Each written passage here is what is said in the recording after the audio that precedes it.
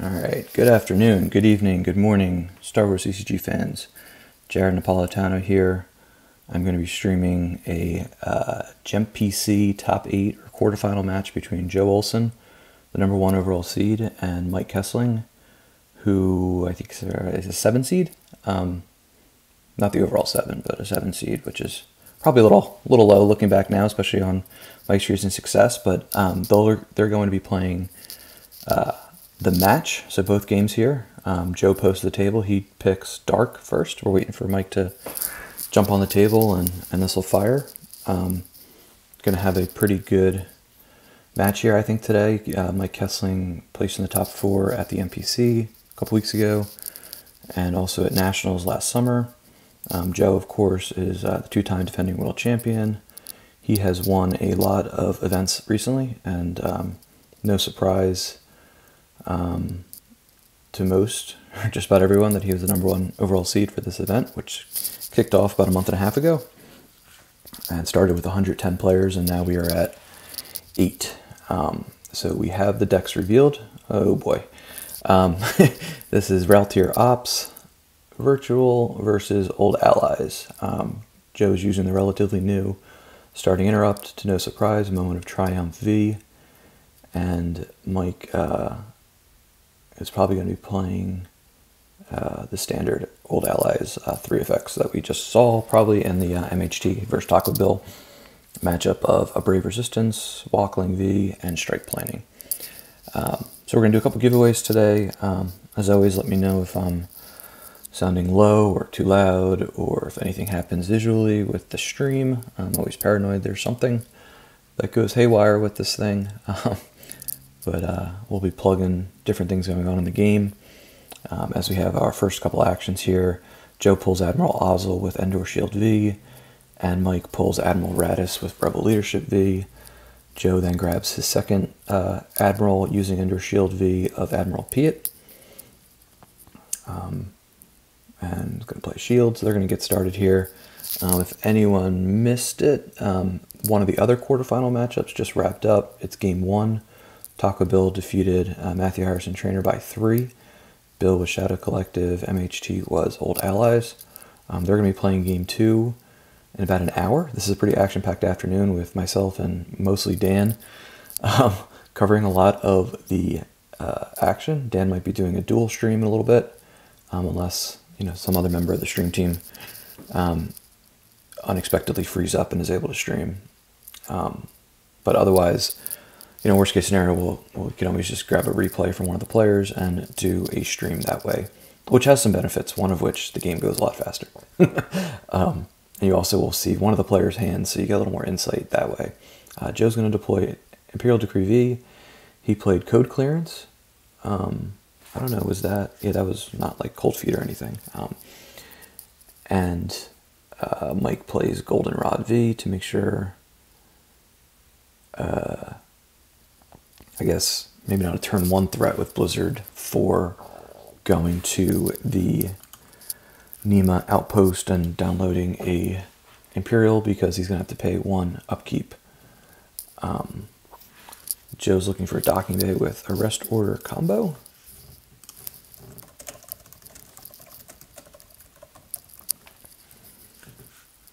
Decree V, it was the alternate image for the NPC about a month ago.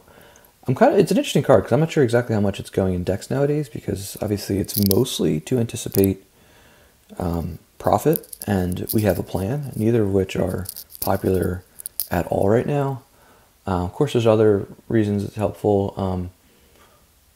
Black Sun and used to play it a bunch to when the weapons display V shield was around, to stop that damage from like Imperial Barrier. Joe's going to put out the Exterior Docking Bay, the Mustafar, again, the relatively new card, platform here. But yeah, Decree V, I haven't seen it as popular now. It's good in Raltier Ops, just in case you got like 2 Imperials and one gets eliminated in the battle, and then your other one doesn't draw by himself. But Decree V allows that character to draw Battle Destiny, even though they might not have 4 ability. The Prefect's Office comes out. And out comes Admiral Piet.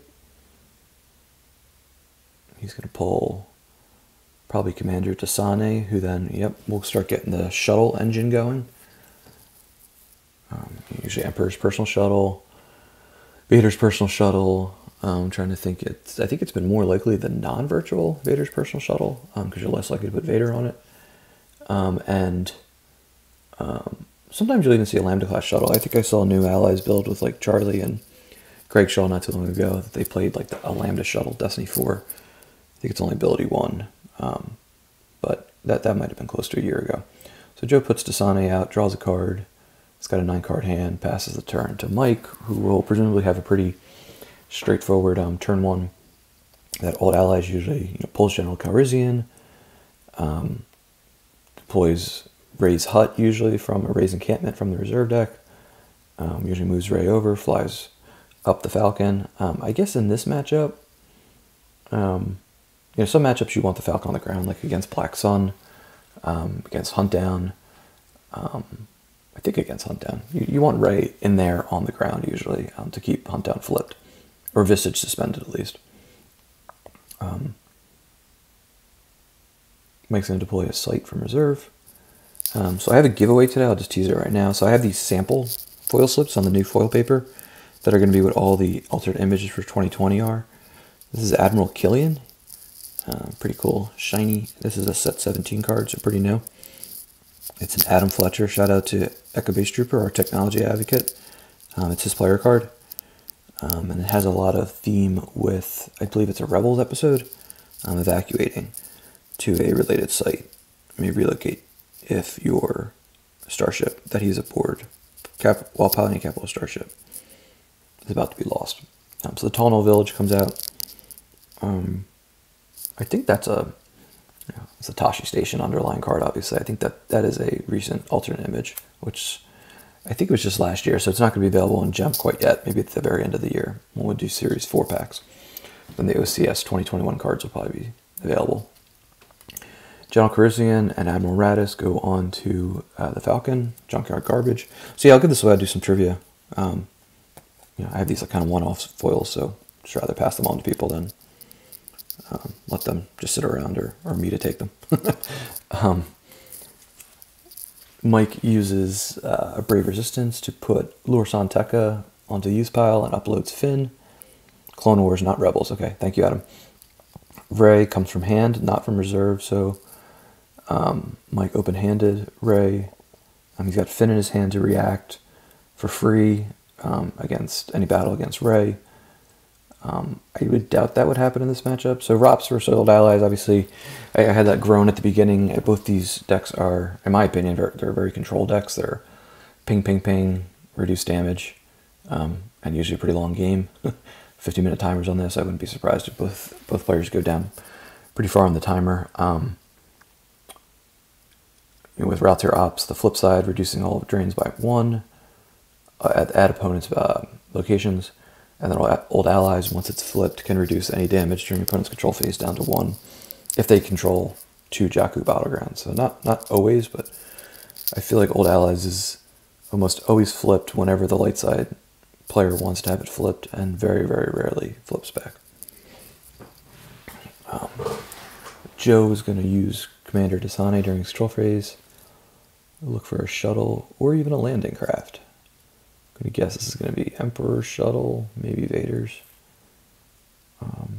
So the few times I've played ROPS, I always rush to flip, and I feel like that's usually the bad thing to do. Usually you want to be much more patient. Usually like flip on turn 3, but some matchups you have to be a little more aggressive so that light side mains doesn't start just like squatting on 2 of the locations and preventing you from flipping. But good players, obviously, like Joe, who's an excellent player, Hall of Fame member of the community and player. He's gonna flip at the right time. Once his hand has got a good size, he knows how to play the deck, even if it's being hindered from flipping initially. So he obviously knows the different ways to approach it, different paths based on how the opponent approaches it. But I would, for a deck like Old Allies or No Idea, they're not usually going to be throwing tons of bodies onto ROPS planet sites. So Moment of Triumph comes out. Presumably this is going to deploy the new Ariadu system. which is a boost to ROPS. You know, it's a deck that, going back even to the non-virtual version, been controversial, and I feel like it's a deck that it's hard to find a nice fair balance for it, because when you just reduce all your opponent's drains by 1, and you get that Battle Destiny bonus, it can be a battle deck, it can be a control deck, and it's very circular with Imperial Enforcement V, or no, Imperial Enforcement. I'm presuming at some point that's going to come out, and then Joe can start getting a Retrieve Imperials when he wins battles. He can exchange with Insignificant Rebellion V. And it just leads to a kind of continuous engine. And I think it's the win condition for ROPS is minor drains over the course of the game, and then just you're gradually whittling down your opponent by beating them off locations. So it's weird. It like starts as a control deck. I'm sure some people argue that characterization, but then it definitely turns into a deck that wants to battle once it's ready. So out comes the Death Trooper, which gives me an opportunity to plug the fact that the Death Trooper is the foil card incentive for people who write tournament reports. So if you write a tournament report, if you haven't done one already, because it's a limit 1 per person, at least until we come out with maybe a new round, maybe later this year or next year. You write a tournament report, you post it on the forums, or if you do a video tournament report and stream one, which both Joe's done the video one several times, and Mike has posted some really, really good. He might be like, he's amongst the best few tournament report writers. They'll make you laugh, they'll make you cry, they'll make you really feel like you're at the event in some respects. So Joe consolidates Death Trooper to work with Krennic, so that's going to be 2 Battle Destiny, since the Death Trooper adds 1 at the same size as Krennic or Tarkin. So if you like writing, if you went to an event, you know, any type of event, maybe it's a 12-year OCS month, or you went to a local league event, or you went to a major, an online major, whatever you want to do, write a report. You know, I read every single report that's posted, and then I'll make a note that this person gets a blue poker chip and a Death Trooper foil. So, and I think Mike's probably written 3 or 4 since the program's been announced. So, he won't be getting another one for unless, like I said, maybe we'll update the card and kind of restart the program so people can get that. But I think tournament reports are awesome. More the better. So Mike draws a card with Rey. Now he's going to deploy a Jakku location. So Joe did do the turn 2 flip. I think that's probably more likely against old allies. I think against like mains, you might not want to do something like that, because presumably they're going to come down with characters and have all their tricks like Clash of Sabers and Sorry About the Mess combo, and probably a barrier canceller or 2. And they're just going to try to really fend you off these sites, because their decks are built on reacting to what Darkside's trying to do. So the cool thing too that some people might forget, at least I do from time to time, the front side allows you to deploy not only a site but also a non-unique Imperial. I think maybe that's what Joe did even. So you get the Death Trooper, you can get Stormtrooper Garrison, you can get the Stormtrooper Patrols, although those are usually confined to ISB. But Death Trooper and Stormtrooper Garrison are pretty common in ROPS, and that's a good reason, because you have that extra tutoring access to it. So Joe also pulled Battle Order, and that did prevent Mike from draining, right? Yeah, he's in his deploy phase. So it would have been a drain it would have only been a drain of 1 anyway, because Joe flipped, of course. So yeah, I'm not the best player, definitely not one very accustomed to playing either of these decks, so I apologize if I don't have every line of play. But I am curious what Old Allies wants to do here. Do they ever try to flip ROPS back?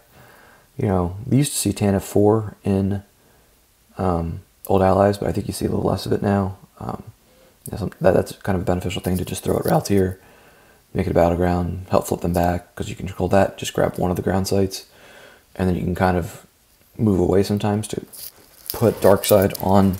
If they're just chasing Lightside around, then they might not satisfy battle plan for that turn.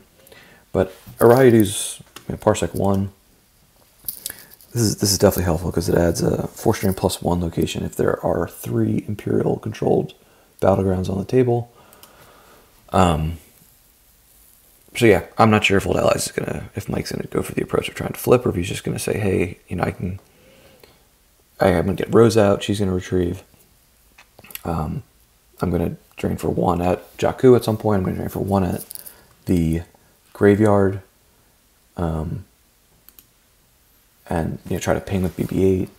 You know, Joe might be running a walker or 2 or 3 even, with some tramples. And if not, even just characters, he'll maybe just throw at Mike's ground characters, and get some pretty big battle destinies, even through like a rebel leadership capping to 1, or a combined fleet action capping to 1. That bonus on the flip side of ROPS is the total battle destiny. So you can draw a 5, turn it into an 8.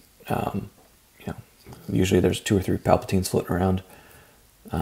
Get that to a 9. You can take out 2-3 characters at once. Yeah, there's a few tools that I've seen Old Allies play when like ISB and ROPS are more popular, like the chat mentions, as Justin says, Saul, Leia Alderaan. I've even seen like against ISB when that was big, like Silver Glen ran it was a Colonel Kraken, I think, to ping Darkseid for 1 every time they deployed a spy, which is basically all their characters. So we see Leia Rebel Princess deployed to the graveyard. She makes more sense. Seeing her tips off that Mike probably has 1 or 2 copies of combined fleet action. He does have, as we just saw, General Leia Organa, and she was pulled in early by strike planning, but he put her down to fetch Solo. Out comes Solo. So it looks like Mike maybe will just do what Old Allies does and tower at the graveyard and the system. Satisfy battle plan. Drain for 1 and 1. But I think it was pretty easy, especially Joe's got a decent 10-card hand. Puts a character or 2 down, draws a high destiny. Probably can get rid of 2 characters. There's no general there, and there's no sand card out, and there's no combined fleet action. So Joe could maybe draw 2 destinies here pretty easily. Batmouse is upset by this. What's Batmouse upset by? Let's see. Play Saul, Leia Alderaan. Oh, he first ISP. I got credit on the stream. Sorry, Batmouse. Batmouse went 3rd person. Yeah, his logo, the Batmouse logo's in the corner. Blizzard 8 is pulled by Death Squadron assignment by Joe. We got a command coming out. Maybe tempting Mike to grab that. Yep, he does. Which is a good way to plug the new cards. Hopefully everyone watched Holo Theater this week, or at the very least checked out the new forum post with the D&D announcement. First, congratulations to Mike's really, really, really good friend, Drew Lichtenstein, for being brought on to the design and development team. So let me come back to Joe in a minute. But also they announced that, as Joe grabs General Veers V, announced some kind of like light cards. So there's like this Imperial Command combo and Rebel Leadership combo, since those are expensive cards, but they're also critical for a lot of decks. So I think Design did a great job of kind of balancing. They're not as good as the other versions. They have like kind of alternative functions in exchange, and they lost a function too, but they're still the same card. So if you grab them, if you play a mix, if the opponent grabs that card, they still got to stack it each time. So those are really cool, and I think a lot of people are really excited about them. There's like an EPP Qui-Gon light version, I would say. I shouldn't call them light, because they might not, in some decks they make more sense, but I'll call them alternative versions. So Command has a Command combo, there's a Rebel Leadership combo, there's Qui-Gon, there is, who else am I missing? I can maybe pull it up, but they're neat and exciting. So Drew is joining Design and Development now. Drew's been a really, really, really active member of the playtesting team. Lots of really good insights from him. I love talking to him about the game, I'm sure. He says a lot of other, probably more insightful, kind of more close to the best stuff amongst his team, which is, of course, Mike is on as well, New Allies, and Taco Bill. But yeah, dude is really, really smart, really, really good at the game, and I think he'll bring a great perspective to the design team. And I already see him being extremely active and helping a lot of the various design stuff, especially, obviously the new cards, playtesting, player card development, which lots of good player cards going on right now. Yeah, so there is a new mace. Okay, yeah, thanks, Dan. I wasn't 100% sure that was in here. So Joe is still looking in his reserve deck. Grabs Vader's personal shuttle.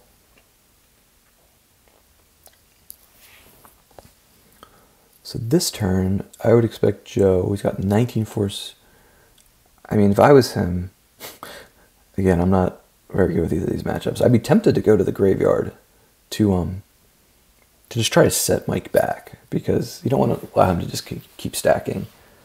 Because it's, I guess at some point, this might become a game of math, but I think ROPS wants to battle, right? Of course, Old Allies can subtract 2 from Battle Destiny, so yeah, it would be pretty hard for Joe to get through both these characters, with Leia and Solo both having 7 forfeit. So Joe would have to really draw like 10, so you'd have to draw like 5, or I guess like 5-2, no, maybe like 5-3 as it stands now, to get rid of the 2 mains characters there, and try to disrupt Mike's game plan. Yeah, the Bridge Puller's good. The Speak with the Jedi Council, what do you call it? Alternate version. Take a seat, young Skywalker.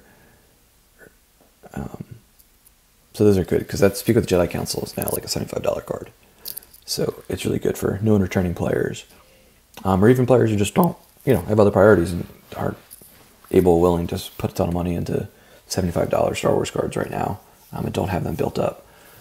So those are really cool that they're coming out. It shows design is acknowledging that there's a lot of people coming back to the game right now, coming back or coming into the game, and that should just help, keep them optimistic and not get discouraged that there's some really pricey cards that seem to be staples in every deck. Joe plays Force Push here in his 19-card Force pile, something he must really want. Usually you want to save that. I'm sure Joe would agree. Save that for when there's a key card you're trying to fish out to really make sure your turn is efficient. I'm not sure if he just goes to a Ryadu, goes to the street, and then just says go and says, hey, I'm going to drain you for 1, 1, 1, 1. 4, you can drain me for 1, 1, retrieve 1, 3. Maybe take that approach while building his hand and preparing to be offensive when he wants to.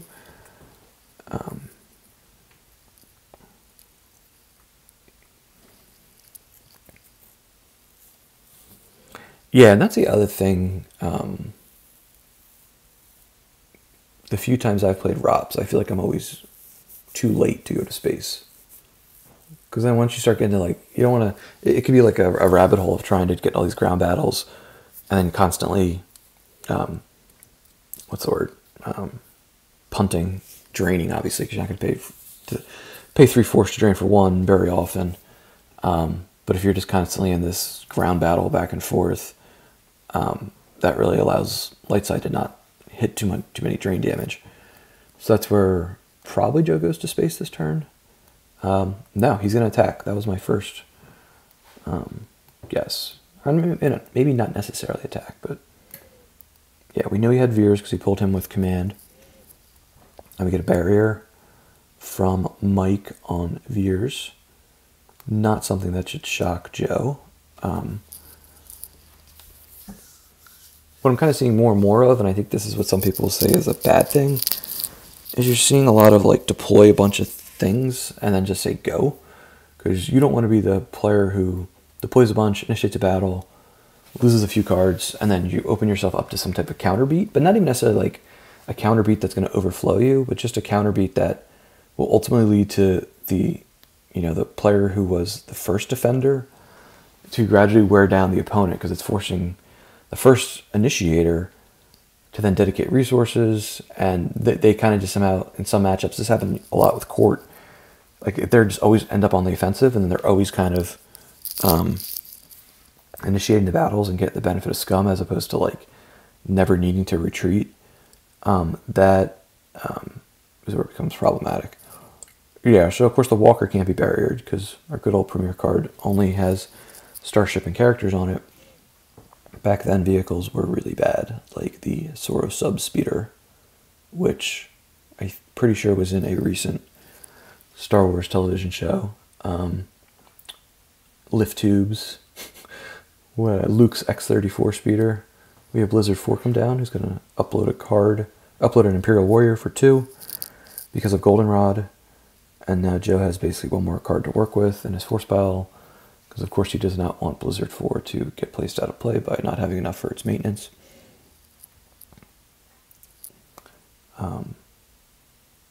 So yeah, like I said, this is going to be a grind, so we're going to have a lot of time. Maybe I'll give out another 1 or 2 things. Actually, I have more of the sticker book samples too. I can give those away. I opened them up when I did the Bill versus Greg top 16 game. So I can do that too, actually. Kyrkanos V comes out. So this is going to be a lot of power. Presumably he's going to disembark here.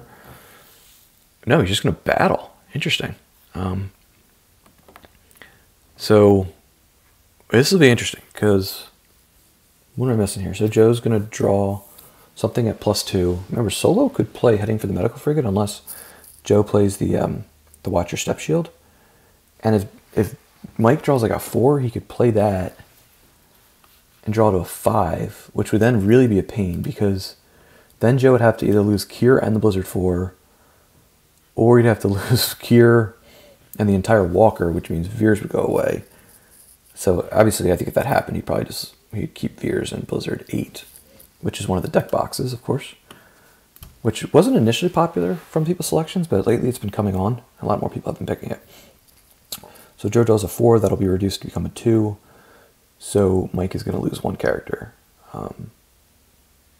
And yeah, see, this is how I would play Solo if I was Mike. So now you play Frigate, and Joe, if that happens, Joe will probably kick himself because that probably would have been worth the shield, worth the Watcher Step Shield.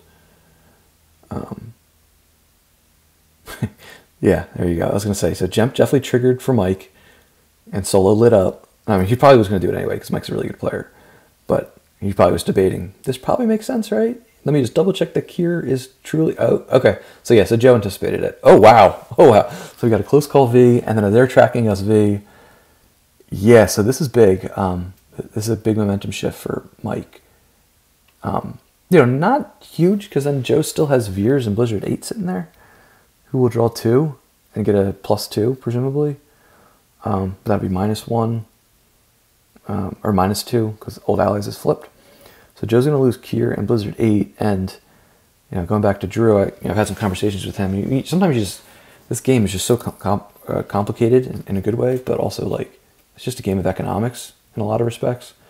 So that was Joe spent this entire turn trying to really disrupt Mike here, and that went pretty well for Mike. Not like the game's over, but that's kind of like Joe made the choice of, do I set up in space and at my 3rd Ral tier site and just set up my 4 damage, or do I want to try to disrupt Old Allies?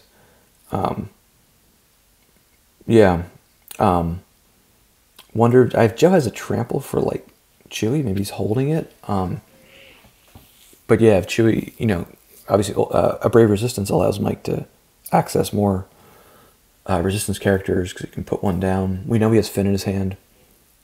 Here comes the trample. So Joe was holding that. Or maybe, did he draw the 1? He must have drew the 1 card. And he's going to get rid of Rose. So that's going to prevent Mike from retrieving Solo this turn. Could always Walkling back Rose. But I'm sure he's got 2 or 3 copies of Rose, probably 2. It's pretty standard. Bray's going to draw the bottom card. But yeah, Blizzard 8's a great image. We used it on like the beta when we first were testing boxes. And now it's on the kind of the main versions. We have Drain of 1, Van A lost off the top by Joe. So yeah, as I was talking about Admiral Killian, let's do a trivia question. So we have 2 players in the top 8 of this year's GEMPC who were also in last year's top 8 of the GEMPC. Who are those 2 players? And I'm going to double check that it is definitely 2, because there's a chance it's 3. So whoever responds in the chat, name the 2 players in this year's GEMPC top 8 who were also in last year's GEMPC top 8.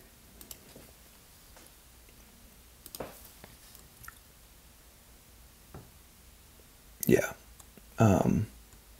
It's only 2. So let's see. Oh, Timo and Joe. All right. Dan got it. And also Eric. Dan, why don't we let some of the people not on the stream team get, you always get all the prizes. I'll get you something else, Dan, but let me get that to Eric. Actually, as sorry if you stepped away from the action, although I only missed like one thing basically. So Mike verified Joe verified Mike's reserve deck for the location, and Ray went to the used pile, and Mike is debating who to pull into his hand. So yeah, let's see. Let's see, one get the Killian.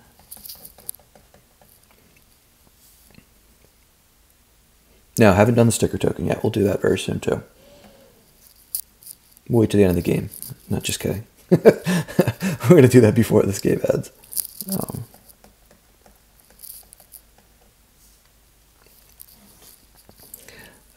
And Mike grabs Poe. So yeah, the answer is Timo and Joe. Timo was the runner-up, and Joe lost in the top 8 to Joker King, who was the eventual winner. And then, if anyone's curious, as Poe comes down, not piloting anything, which is very rare that you see Poe not piloting something. If anyone else is curious, CRG and Adam Trunzo were in the top 4. And then Joe, Scott, Lingrell, Rich Kraft, and Kyle Kruger were 5th through 8th. Finn and Poe. So yeah, so Poe on the ground definitely indicates he's got the, I'm getting pretty good at this, the card that adds 2 battle destiny. Yep, there it is. So he's going to draw 3. And it shouldn't be too hard for Mike to get rid of Veers and the Walker here. He just has to draw 6 combined with 3 destiny. Unless, and you know, Joe has like another close call. That they're tracking us is really big. And I forget who I was talking to, but recently, like, you know, it's not crazy. Wow, okay, so he draws the BB-8, draws the All Wings, so that thing's definitely going away. So yeah, this is what I was kind of talking about, where I feel like I'm seeing more and more people just deploying stuff and then saying go, because this can happen. And now both players have, well, Mike's going to reload his hand here. Now Joe's only got 5 cards in his hand. Does draw a 6, which becomes an 8, which then gets subtracted to become a 2, and then Poe's going to cover that because he's forfeit 6. Joe's, I guess, debating if and what to swap using Insignificant Rebellion. Yeah, good point, Batmouse. Yeah, so Joe couldn't play Imperial Command because you have to spend 2 force because it's grabbed. Which kind of makes you wonder, you know, if command is super important. You know, ROPS has a lot of annoying interrupts, like that light side might want to grab, whether it's Gick or Close Call or Trample or Command. So I don't think it's crazy that Joe played it. And it's not like Joe was like, oh darn, I shouldn't have let him grab it. Like, I'm sure that was a consideration when Joe played it. But kind of just, this is,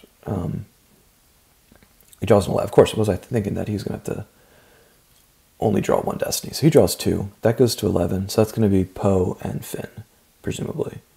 Can't leave Finn out there by himself. But Joe will draw a bunch here. Not Joe. Mike will draw a bunch here, restock his hand. What was I talking about before I went off on like 3 tangents? So yeah, and this is where now Joe's kind of have to reestablish position here. And now he's got to have 1 or 2 of those shuttles in his hand, right? He pulled them. He didn't really put them back any way. So maybe this turn Joe just puts like a shuttle out and like pilot, and maybe puts a character at Spaceport Street, and then restocks his hand because he's got plenty of force to activate. Yeah, let's talk about the interrupt. So yeah, so I'm sure Joe, when he played command, was like, okay, this might get grabbed. This probably will get grabbed. You don't often see 2 grabbers from light side. Some people are playing it. You know, like the Strike Force V. Yeah, actually, now I think about that, I feel like Dark has stuff like Min Kainu, who can place a card out of play. You know, Voyeur or Visor Vision, which I'm the only person in the world I think that plays Visor Vision. They can kind of function like grabbers sometimes. Yeah, attacking light with anybody, because yeah, she has no immunity. And that will be a rare time that old allies flips back in the game. So yeah, that's the other thing that happens, I feel like, when I play ROPS. Like, my hand size usually gets low, I don't end up establishing space, and I usually end up not having enough characters that I want. And then I get frustrated. But I know it has some really good matchups. I think for really good players like Joe, it's a super strong deck. Like MHTs go with it, Desai's go with it. You know, Crypto played it in the Outrider Cup. You know, Bastion's had times where he's played it. I know Gavin and Nick Reich, Aeneas 23, they play it a lot. Paul Myers was recently playing it, so all these are really good players that play ROPS. I have a hard time playing it because I mean, if I had enough reps, but too busy playing bad decks. Yeah, actually, and that reminds me. All right, so yeah, the token. Let's do token card. Well, so this is for the sticker book program, which let me paste the link, or maybe James can help me out. We'll do Commander Desane is the token. I'll type it in the chat too. So sticker book token. Commander Desane. All right, so Mike lands. So Mike, I guess, maybe didn't have a barrier, didn't have a Hujix. Definitely didn't want to leave layout to dry, so he lands the Falcon and flips himself back. That's an interesting play. Yeah, that kind of indicates to me he didn't have much evasion. But yeah, like someone said, maybe even had a barrier. Joe probably has 2 characters in his hand. ROPS just plays a ton of Imperials who draw on their own. So yeah, so thanks, James. Yes, send an email to holotheater@starwarsccg.org with, you know, GEMPC top 8. You can write Joe versus Mike, Kessling versus Olsen, something like that. Walkling is popped to retrieve Finn. Put that in the subject, and then Joe will, or not Joe, Dan will record that, and then we're going to give them out. So yeah, that's another thing that I mentioned. I will, let me grab that in a second. I don't think there's going to be, there's going to be plenty of opportunities for me to step away for 15 seconds in this matchup. So Commander Desane looks on the reserve deck, grabs Emperor's Personal Shuttle. You know, the stickers are pretty cool too, because I think Dan or Joe, one of them was touching upon it. Stickers are kind of cool. You know, even if you don't want to like put it on these new XL deck boxes, if you want to put it on the bottom of it, just to kind of have some type of distinguishing, hey, that's my box, let me go grab it, or on the side, or maybe on the side underneath where it's covered. So, you know, you're not covering up the image, but you're still put some type of identifier on it. Vanne goes to the docking bay, pulls Enforcer. So, and then of course it gives me an opportunity to plug the PC20 stickers that are like foil stickers.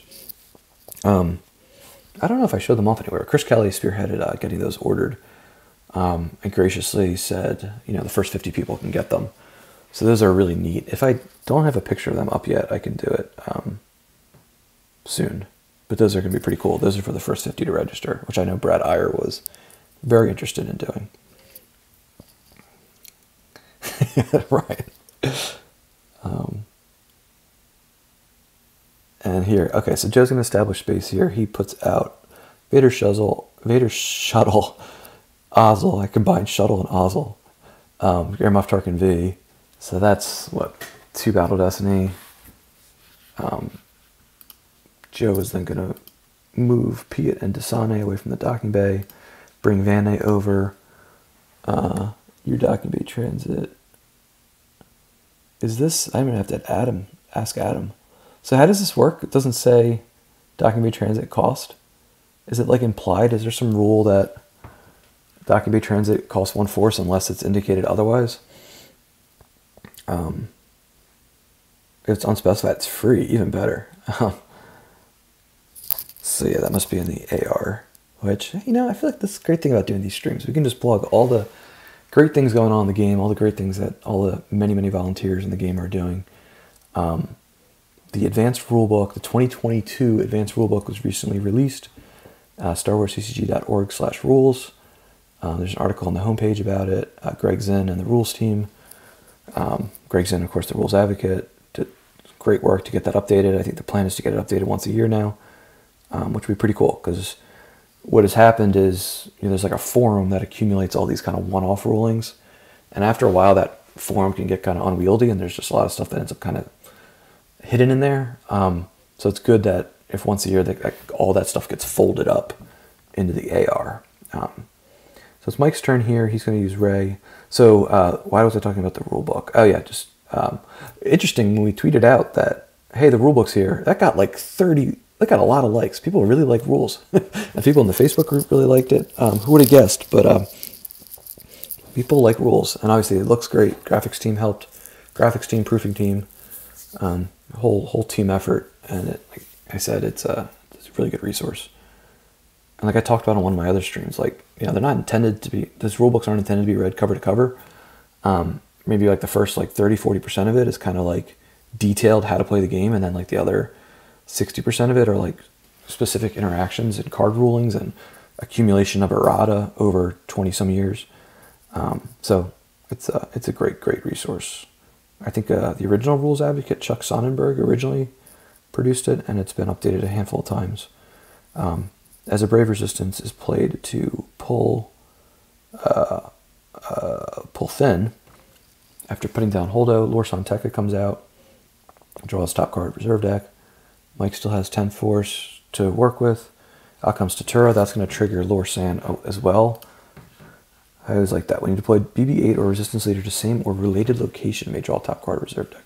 So this is a phrase that I hear some players talk about. I don't know if this is like a Magic term, but like card advantage. I hear Drew talk about it a lot. When you have guys like Taidu Cephala and No Idea, or Lorsan Tekka, or obviously Ray is like the best example of like, you put down a card and then you get a card. You get two cards really with Ray. You get your choice of the use pile, plus you get the bottom card of your force pile, and it's, card advantage too, I guess, is stuff like Imperial Enforcement, where you're redrawing and taking cards into hand. Senator Mon Mothma, all those cards that are kind of like, you put stuff down, stuff happens, but you're constantly restocking your hand. Again, in a game of economics where you're trying to balance force pile and life force and hand size and getting damage through by also being defensive. So that's where those cards are really great. So Lorsan triggers a couple draws from the reserve deck for Mike. Lorsan is, I'll come back to him in a minute. Control F is definitely a friend with the rulebook. And recently I learned it's a little harder to do it on a mobile, on like an iPhone or an iPad, but I realized you can just click like the URL, you start typing something you want to search for, and then it kind of appears like search, 3 matches, and then you click on that. Not the most intuitive way to do the equivalent of a Control F, but that I do that a lot. And then you just screenshot it, and then you post it to somebody asking in the Facebook group a question. And then you say, hey, this is answered in the rule book. Next time if you want to get a immediate answer. And frankly, I think when you look stuff up yourself, it tends to stick more so, rather than someone telling you audio version. Nice one, Ryan. Audio version of the rule book. Yeah. Who would be the best person to narrate the audio book of the advanced rule book? Man. All right, so then Mike's going to fly back up the Falcon after kind of restocking both his ground and life, or ground and space. Link to the advanced rule book. Here you go, Jack Tech. No cost. Card advantage is a Magic concept. Yeah. So do the multi-twitch. I think James was talking about that. Multi-twitch. Yeah, so me and the PC channel, so you can watch both of us at once. Might be tough to have both audio on, but maybe pick the audio of the game. That looks more exciting. Joe plays Death Squadron assignment just to cycle it. Joe's going to start his 5th turn here. Timers are pretty equal. Mike is threatening drain of 1 and 1. Joe has queued up 4 damage here. And he doesn't have Ray out. And Mike doesn't have Ray out. So yeah, let me grab some more stuff to give away. Hold on one sec.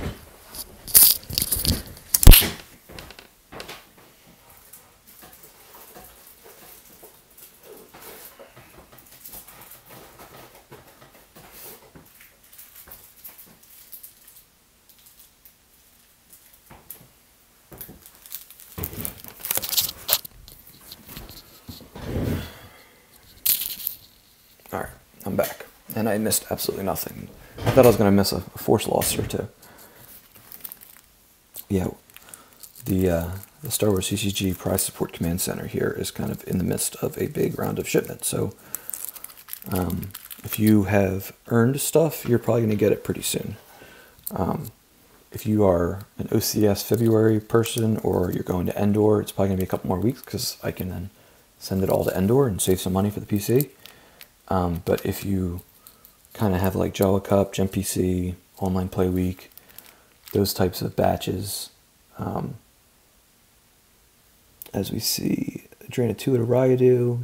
Yeah, Mike reduces that BB-8 off the top, escape pod combo from hand, projection of a Skywalker, that'd be helpful in this matchup. And one more force for Mike. Yeah, I actually have a bunch of stuff to send to Chris. He's getting a Reflections 4-pack. I don't know if that's from Dorsch or from himself, but obviously Chris is always very active on the streams too. And we always like to try to thank everyone for participating in these streams, making them more exciting. And people are interacting, as this one seems to be. Hyperspeed parsec distance. Ariedu's 1, Raltier's 3, Jakku's 4. Ariedu also has that kind of nifty thing with, there's like a, I don't know if that'll show through on the C-slip or the V-slip here. Yeah, this is a C-slip, right? C-slip locations are the worst. They're so hard to get in there. And then they got an inner sleeve and then an outer sleeve. But there's like a issue with like the one, it's like a 1-0 normally. One dark side, it's like white instead of red. And that's in the Collector's Encyclopedia, which is also on the website, starwarsccg.org/collecting. Talks about stuff like that. Let's see, there was like 8 other things I was going to talk about. A lot going on between the game, right here, between the game as a whole. Prize support, yeah, so league kits, I sent out a couple of them already. I think next person I'm going to send out is Justin for Tatooine. Even though you're going to Endor, I don't want to send the whole lead kit to Endor and then have you lug it back. I sent out a couple others recently. Corellia's, Nalhutta's, Coruscant's. I moved across the room here. The Dutch one I'm actually sending to Seattle because, as Dan talked about, Koen and Eric are going from the Netherlands to Endor, hanging out with Gassi. And so I sent a bunch of stuff to Gassi. I think it's Outcomes Imperial Enforcement, which will start retrieving stuff. It kind of made me crack up to myself when I was using a Costco box to send stuff to the Seattle area. Because I often get stuff. Kirkland, Washington. I don't know how close Kirkland is to Seattle, but we see a Trample here, an Admiral Statura, whose bonus wouldn't have even mattered for Trample, because Trample still targets ability. Yeah, Bat Mouse, I have to send your kit out. I think I might do that pretty soon. I don't know. But actually, related to prize support, Kevin Yap, the wonderful Kevin Yap who makes all these stuff, just sent a huge package of stuff to me for like the special Endor foil, the February OCS foil, which is Death Star V, which image is absolutely amazing, and it's actually not on the insert card. It says image pending on the insert card. So that's going to be amazing. Once everyone sees it, it'll be 100% surprise, I think. Pretty much everyone not on graphics. It's really, really good. So that'll be coming over. Some more like top 8 stuff, some more event winner stuff, and some other cool surprise stuff. So yeah, lots of really good prizes. It's going to be sent out in March, and then probably we'll take a break in April. I definitely got to get a big box of prizes to the EU and to the UK, to Martin, Denbove, and Kevin respectively. A lot of prizes that European players have accrued. Like, for example, Eric S., who just got Admiral Killian, and stuff like that. So Joe draws Tarkin's Bounty for Battle Destiny. Mike subtracts 2. Joe swaps Emperor to get Veers back. Mike draws a 2 in Saw Gerrera. Jedi Levs to then draw a 5. So that's going to make the Walker go away, but Vader's going to be immune.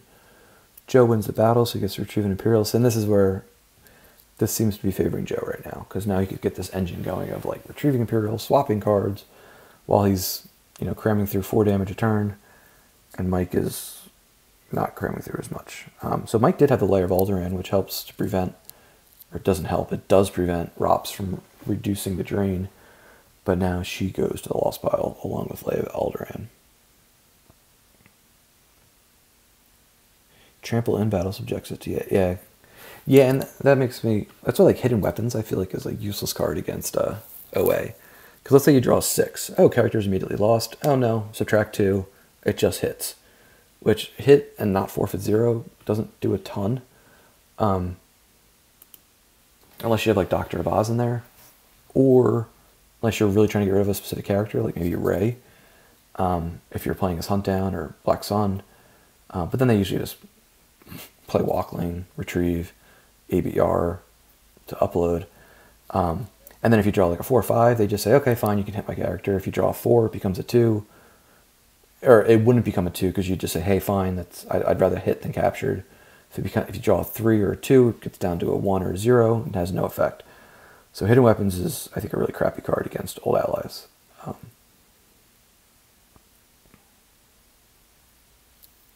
Yeah. So Joe moves Vanne over. Maybe he just doesn't want to subject to a beatdown. Wonder why he consolidated. With Mike having a 12-card hand, maybe he figures, hey, I'm in control here. The last thing I want to do is open myself up to, you know, Vanne getting beat down. Maybe he doesn't have a Gick in his hand. Maybe the Gick is floating around. That type of thing. I guess Chewie still hasn't showed up, so he could show up and, you know, shoot Vanne, forfeit 0, that type of thing. But this looks pretty good for Joe right now. He's got 18 life force. Mike has 1 more life force and 2 more hands. So Mike's up 3, but the board state definitely is good for Joe with, you know, as it stands now, Mike doesn't control 2. He probably will control 2 battlegrounds. So it'll be his 3 damage compared to Mike's 1. But Mike needs to change the math a little bit here. All right, so let's open up a pack. So, yeah, so we had a bunch of these stickers I gave away last time. I have some more of the samples, but I just want to make sure I don't want to give away stuff that I already promised. So let's open up a new pack. So these are, as I did last time, best virtual card image. Go vote on that on the Facebook group. Dan's running that. Was it facebook.com/groups/Star Wars CCG. There's a bunch of good ones going on right now. I just always make sure every couple days I make sure I've got my votes in. As we have a drain of 1. So Mike, getting all these names mixed up. Kevin made these in conjunction with, hey, you know, we have so many great virtual card images. Let's do this sticker book, which is really cool. People can collect. People can get these special foils. He has this very limited supply of this unique type of foil with like stars. So yeah, cool prizes. Reward people for watching and participating in the streams. Joe loses Vengeance from hand. I guess not too worried about Mike's space package. Oh, you know what? I think Kevin did a lot of I think these are the samples, so maybe these are just the first ones. So these are the same ones as last time. Yeah, it's Rock and it's the Vader, the Dan Vader Betrayer. But that's okay. We can I think people will like these, especially the Vader is, I think, really cool. Not in a ton of decks right now. I like him in a stunning move. But yeah, we have Vader. Kind of tough to see on camera, the stars and stuff. And Rock. Alright, so you know, I gotta come up with a reason to give these away. And the stickers are, I think these are the same as before. General Grievous. Beaumont Kin comes down. So he'll add 1 to the force drain. Yeah, General Grievous, Captain Rex are my stickers. Azure Angel and Yasan Isard. Like old allies versus ROPS, you got plenty of downtime. This isn't like Hunt Down Hitco where you're going to have a battle every turn. There was that really good Outrider Cup match between Hayes and Silverglen. That was good watch. It came down to like 1 card, I think. It was a very close game. Alright, so let's see. Why should I give something away? Let's see. All right, Dan, you're not allowed to win this. Especially because I'm positive you have these already.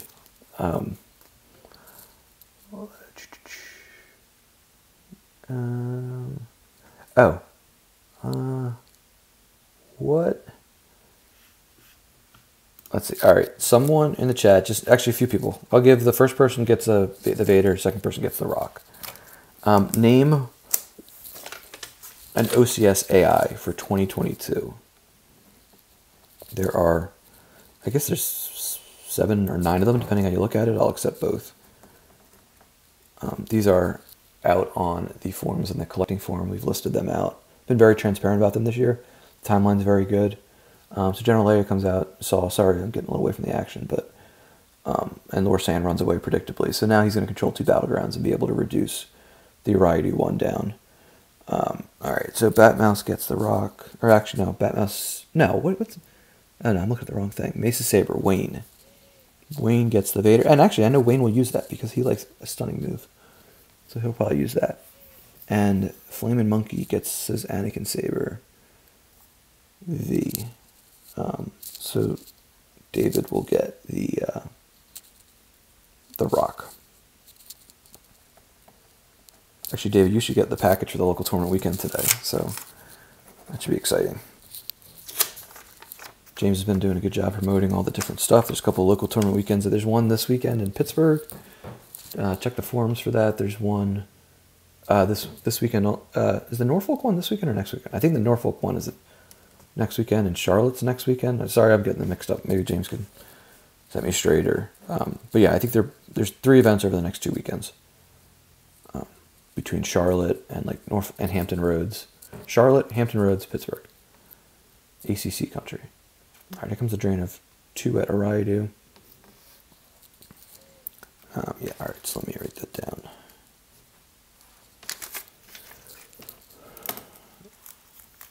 Yeah, and then Mike loses. I think I can handle myself after reducing it. So now if you're Mike, you're down to 14. Joe's at 18. Mike's got a big hand, so I wonder what his plan. Next turn will be big, kind of, and what's he gonna do? He could if he got like a ship and a decent character, he could maybe try to flip him back, but might not be worth it because then Joe's just gonna initiate some battles. Oh yeah. Stimpy is running the Charlotte one, and let's see. I got some stickers too. I can give people. And let me open the other one. I wouldn't be surprised if this other pack is the same cards. Like I said, these are as Mike plays, it's a hit to cancel a drain at 2. These were like the initial samples, so Kevin gave these to us, so me and Dan, so we could show them off and kind of tease the program. So, no, this is a, yeah, no, I think these are not brand new ones. I think this might be Ayla, and yeah. So yeah, so he did kind of like 2 of the same packs, at least to me. Maybe Dan got a couple different ones. And that, like I said, that's totally okay. These are, I'm not trying to build a collection with these. We're just trying to show them off and give them away. Commander Desani looks in the reserve. Coming up on, I think maybe did James say, I think the other game, yeah, we have multi-twitch going on right now, I think, right? Yeah, Timo versus Jeffrey Levine on the main channel. Timo, the runner-up this event. So I have Commander Cody and Ayla Sakura. So I'll do. Yeah, we got a bunch of stickers too. Shizor's Palace, Monkal Dockyards. So yeah, maybe what I'll do is I'll just include a sticker for anyone who wins these awards. Let me write this stuff down. So Blizzard Scout 1, V comes down.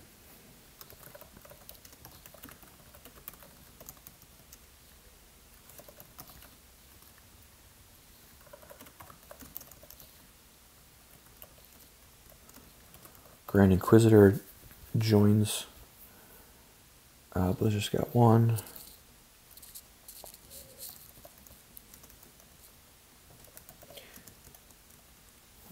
Alright.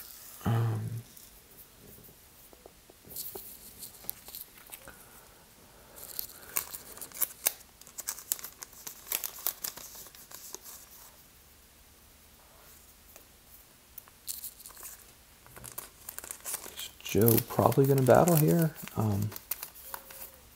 Yeah, Destiny's +2. It'll be subtracted by 2. He's probably just going to keep covering up all of Mike's damage except for the system. Cody, Ayla.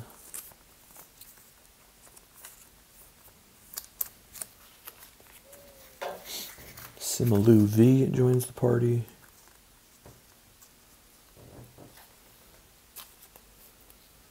And here comes Trample against Saul. I'd be shocked if Joe misses. He knows probably what card that is. Yep, it draws the sand card. And now Saul goes away. And presumably is going to get rid of at least one of these characters. Probably Leia. Although, no, he'd have to draw 6, right? No.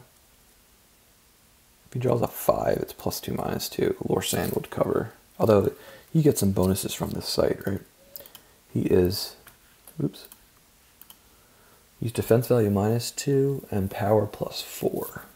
But still just forfeit 5. Mike's going to play leadership. Spend the 2 because it's grabbed.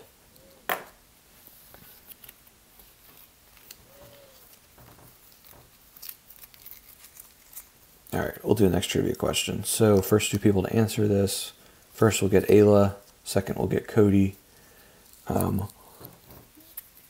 What...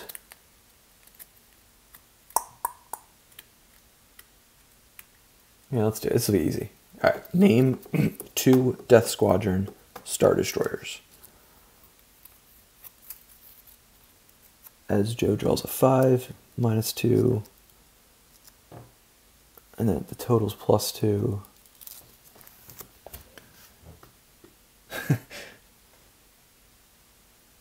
Alright, I'll give it. You guys just got... So Wayne and... I should have precluded. I'm trying to give it to different people. Let's see. So David just got it. And Wayne and Justin got Avenger and Vengeance. As Mike plays Jedi Lev to take Chewie into hand, draws a 5 and a 4. Light side wins, so Joe won't retrieve. He's going to have to lose 2 characters, whereas Lorsan will cover here, so I imagine Joe might just move away. I'd probably just move Inquisitor over to like the Nema outpost and just start another Drain at 2. And not allow Leia to battle into the Inquisitor. I don't think either of those are right, Dan. Let's see. I don't think... Conquest definitely isn't. That'd be way too strong. Death Squadron Star Destroyers. So David and Wayne both got it, but they also just got other ones. So let's see. Thunder Flare, I'm pretty sure isn't. Or Santeca goes to the Lost Pile. And Joe loses the Inquisitor. Chimera definitely isn't. Yeah.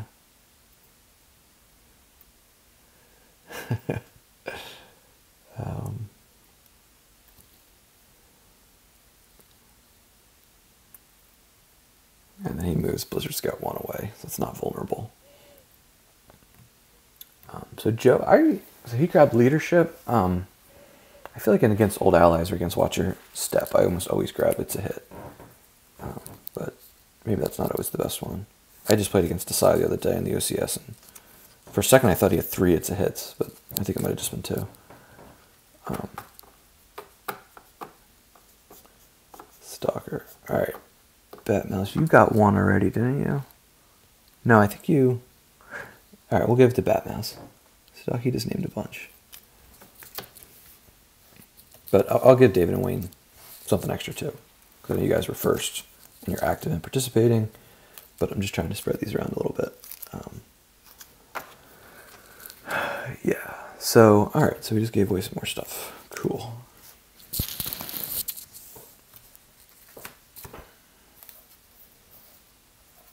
So we go to the beginning of Mike's turn here. He activates everything.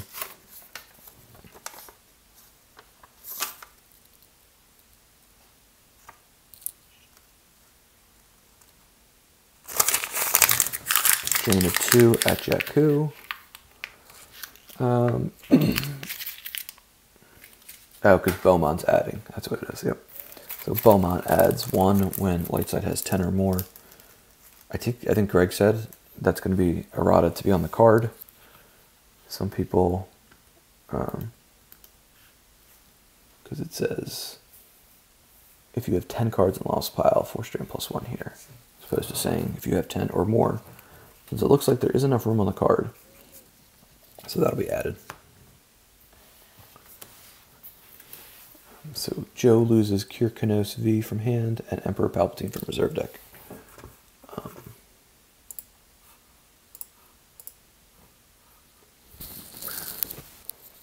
So Joe's down to 16 plus 6 in hand is 22. And Mike has 12 and 12, so Mike's actually up a couple. With Bowman of the system, I mean, that's 2 a turn.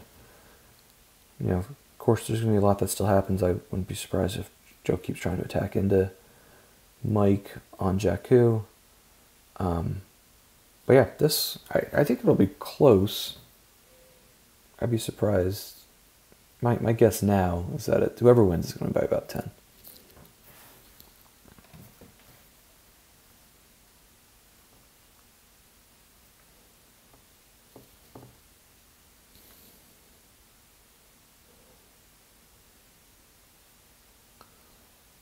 And then Leia's blaster rifle comes out. So that is good in that for Mike, if Joe tries to attack, he might have to bring at least 2 characters, because just with 1, Leia's gun, if it's the right destiny, could just shoot them lost and then the battle ends.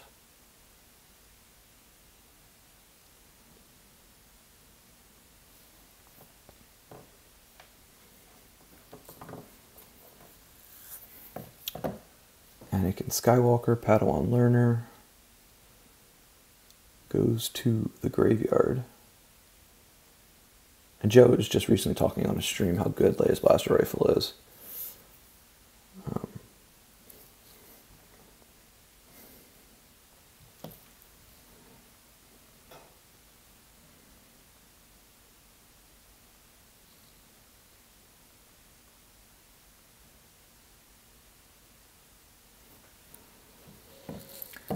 And Mike's going to move Leia over. And he's going to move the Falcon over, so he's covering up Mike's damage, or covering up Joe's damage. So now Joe will just drain for 1 and 1. Mike saves 3 force, which means, if he has Fen, he can react to either location. So we are now going on Joe's 7th turn.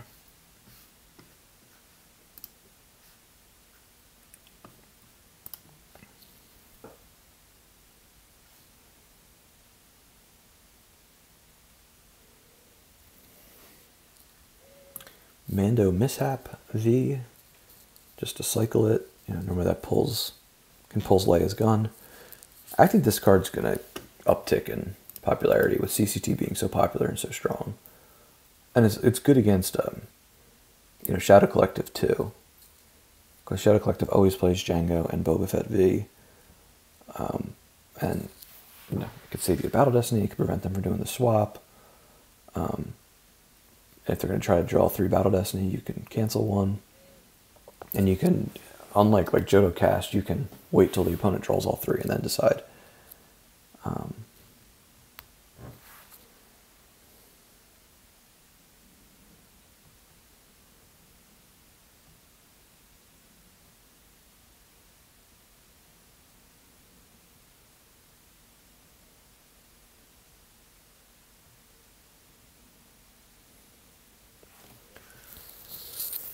Seeking over, were you looking?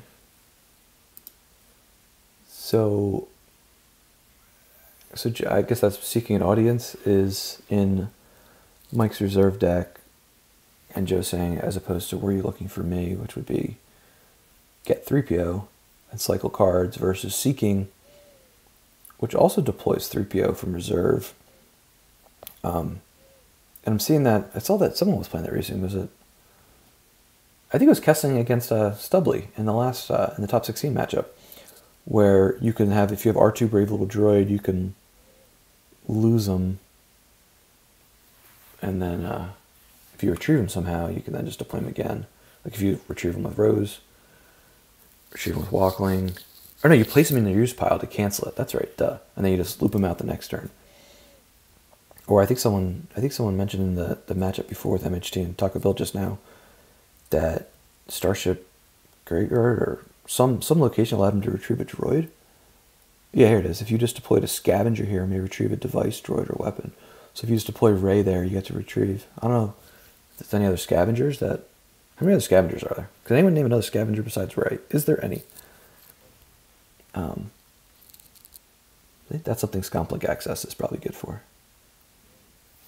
Mike loses Holdo to the drain as well as Brave Little Droid from the hand. So I guess, 4 force to deploy, you might not kind of see him in the cards at this point. Maybe he's anticipating. Maybe Joe's just going to keep running away in space. Ilko Monica. That's another resistance character, right? Was that like set like 7, 6, something like that?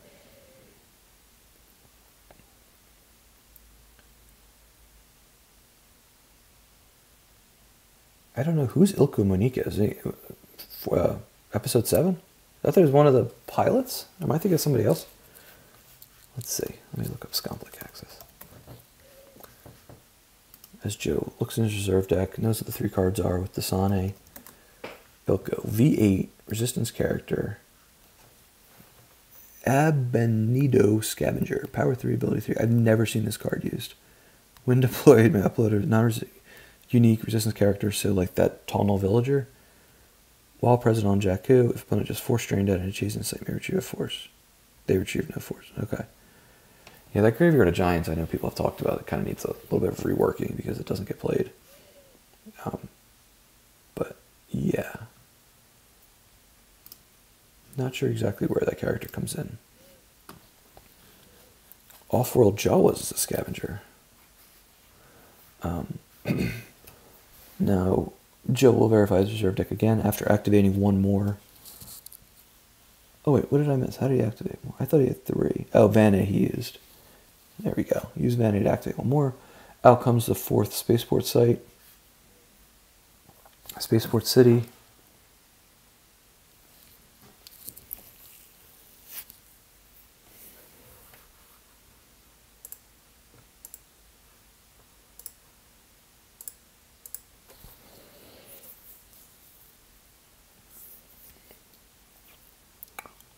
Alright, so we did a token, right? What was our token? It was Commander Dasane. Gave away some cards. Joe's gonna, or not Joe, Dan's gonna give away the 2nd sample foil that we had. I think he gave out Rise of the Sith, and now he's gonna be giving out Wet Tambor, or Wat Tambor. And out comes Blizzard 4 to the Tonal Village. How are they on time? They're both around 20 minutes.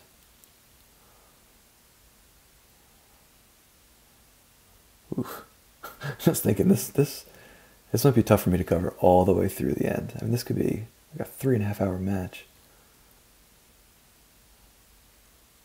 I mean, presumably 50-50, but sometimes the GEMP timer and the real life timer don't match up. Actually, they never do. Sometimes real life time, or usually real life time is more than the GEMP timer. I guess maybe Justin, I feel like Justin Mishira knows a lot about this, him and obviously Adam Fletcher. I feel like sometimes neither player's timer is running, like when Destinies are drawn sometimes, I don't know. I just know that you could, like if you played, each player ended the game with 20 minutes on their clock on a 50-minute start, the game, you're not 60 minutes past. It's more than 60 minutes past. Alright, so now Joe's going to go really wide on Jakku. Vader hitches a ride with Blizzard Scout 1. Yeah, this is interesting. So Joe's going super wide here. He's just going to get on 8 locations. And threaten drains of 2, 2, 2, 2. 1, 1, 1, 1. So that's what?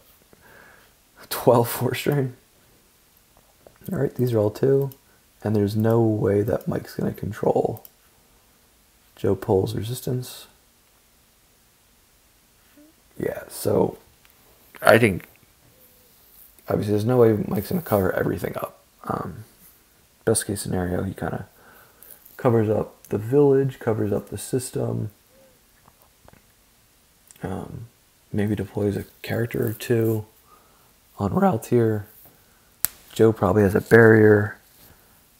Like, it looks like Mike's probably gonna face like, you know, at least 6, 7, 8 damage, something like that next turn, and he's got 20 left. Yeah, for the PC20 tournament, we're going to be doing 40-minute timers. So that was suggested by a member of the tournament committee, and I like it because we just have so many games to get done that day, and I have a feeling it's going to be a very well-received tournament. And we're going to try to stagger the two groups. I shouldn't even say stagger. It's like we're hopefully the second one might not start until the first one's done, because it could be 35, 40 tables going on at once, which we really never see on Jump. Usually we see topping out around low 20s on a really, really busy time. But yeah, 40-minute timers hopefully make it go a little faster. You know, hopefully it's like 90 minutes around then, which hopefully means that you can get 6 games done in 9 hours, maybe a little less if there's a couple round or two that there's not always someone who goes to time. Oh yeah, he's got Takrivi to help out Piet or Tasane.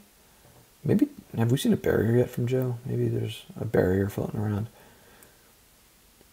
Yeah, we should do a stress test again. I remember Quick Draw did that one time leading up to the first NPC. It was like, everyone just start playing games. Like, get as many people on here and see how Gemp reacts when we have 30, 40 games going on at once. Yeah, I wouldn't be opposed to that.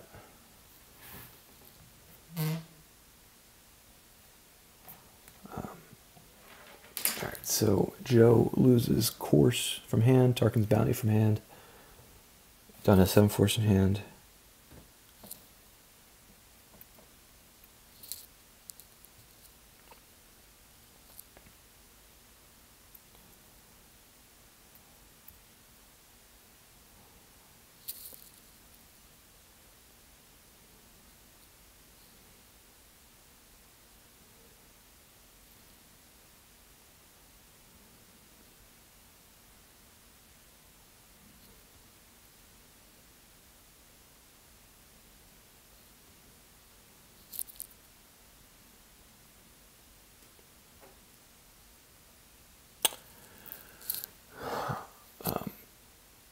And then Joe's just going, where he just moves some characters around, right? Sorry about that. No, oh, we know that as a react to cancel a drain. Okay. Yeah, so I guess oh yeah, because now Mike doesn't have any force in his reserve deck. Yeah, if Mike battles, it's just power 9, but then Joe can pop to Krieg and he gets +4 to his Battle Destiny. Because this allows him to draw Battle Destiny if unable to otherwise. So obviously, like we talked about at the beginning of the stream, makes sense in ROPS for situations like this, especially late game. Obviously, Joe has played in many, many, many match play situations in his career, so he's going to maximize the cards he has left. I don't see how Mike can win this game, but now it's going to be a matter of how much the differential is. So, in Mike's best interest, obviously, to just keep playing it out. It's not like Joe has really means of retrieval, especially if he kind of avoids battles. Right? That's the only way that Joe would get some cards back. I mean, I guess in a battle, too, you can maybe try to swap into like a used interrupt and cycle that somehow, like a Death Squadron assignment, like worst case scenario.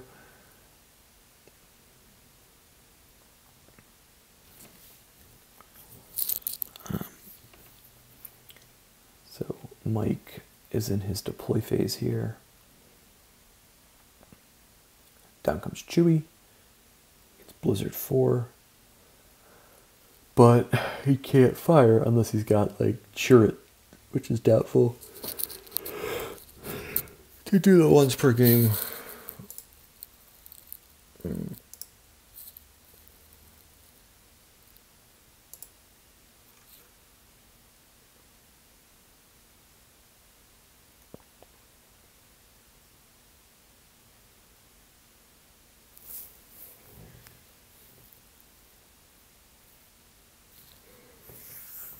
So Chewie's just sitting there, hanging out.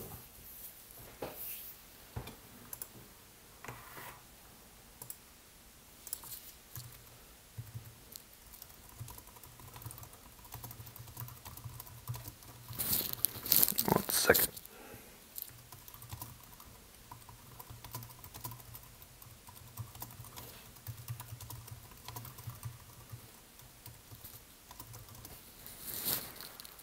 Down comes Finn to the graveyard.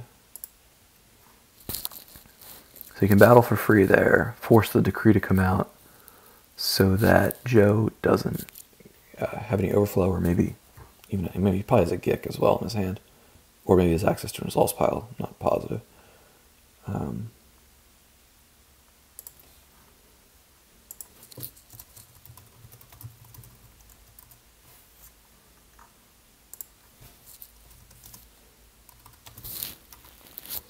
And then Mike's just going to move the Falcon.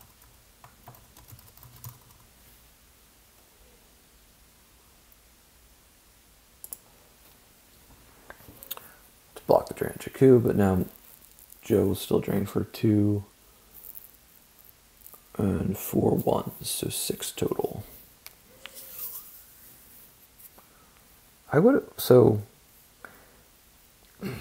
Yeah, I guess Michael's afraid to battle, pops Decree. If he draws like a 5, it becomes a 9. And then he's got to lose Anakin, like 2 characters. And Joe gets the trample. Tramples, was that the 3rd successful one? Yeah, Mike probably, there's a 6 sitting on top there. That would have been bad if he drew that. Chewie goes away here. And Joe will probably just, if I was him, maybe I'd just trade Blizzard 4 here for Anakin. He'd win the battle, retrieve an Imperial. Again, maybe you could even swap into some interrupt that he could then cycle. Before you know it, he's at 14. Stuff like that.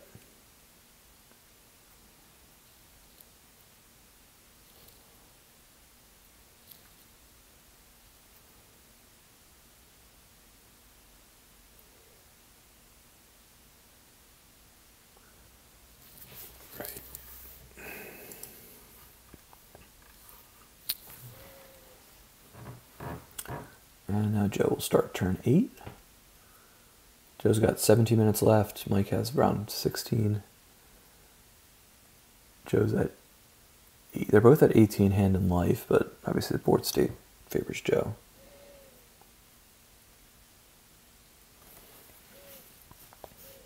Wonder what's going on in the other game. I'm tempted to just check it out just for curiosity, but don't want to layer on too many asks of my computer, although it should be able to handle it. Actually, does anyone know what the matchup is in the other one? If anyone's watching the multi-twitch, what Timo is playing Jeffrey with, and vice versa. Joe activates a handful, still leaves 6 back, still his activate phase. Might activate some more. ROPS communing. Is Timo playing as ROPS?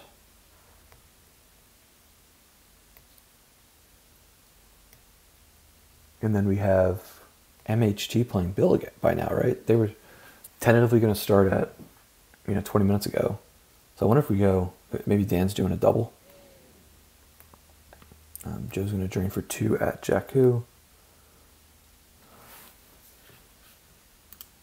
Let's see here.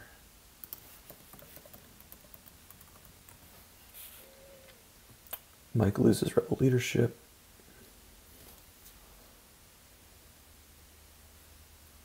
It looks like... It says PC's offline. That can't be right. Oh, I see it, Bergman. Something going on down here.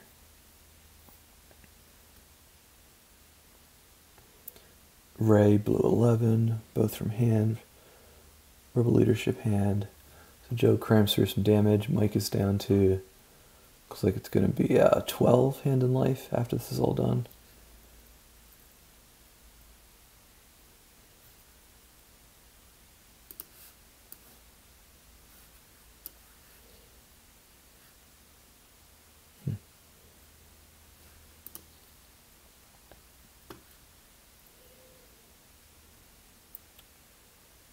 And Mike loses Rose. Yeah, so Rose made a brief appearance in this game and then has been gone since. Probably a bad matchup for OA and all the exterior sites, and feeds into the walkers and whatnot. Yeah, so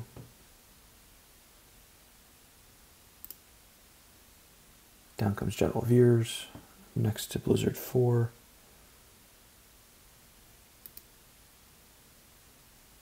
Looks like, yeah, okay.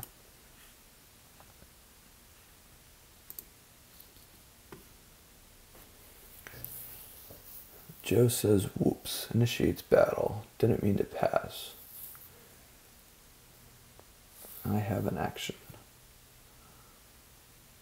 Trample and Leia mid-battle.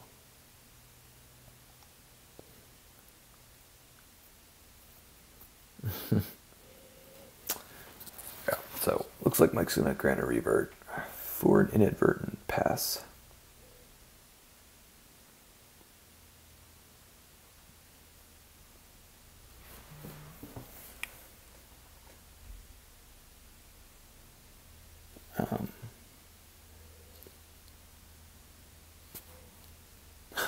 So this is going to go through the whole cycle here of playing out the battle. Anakin goes away. Now they're going to revert.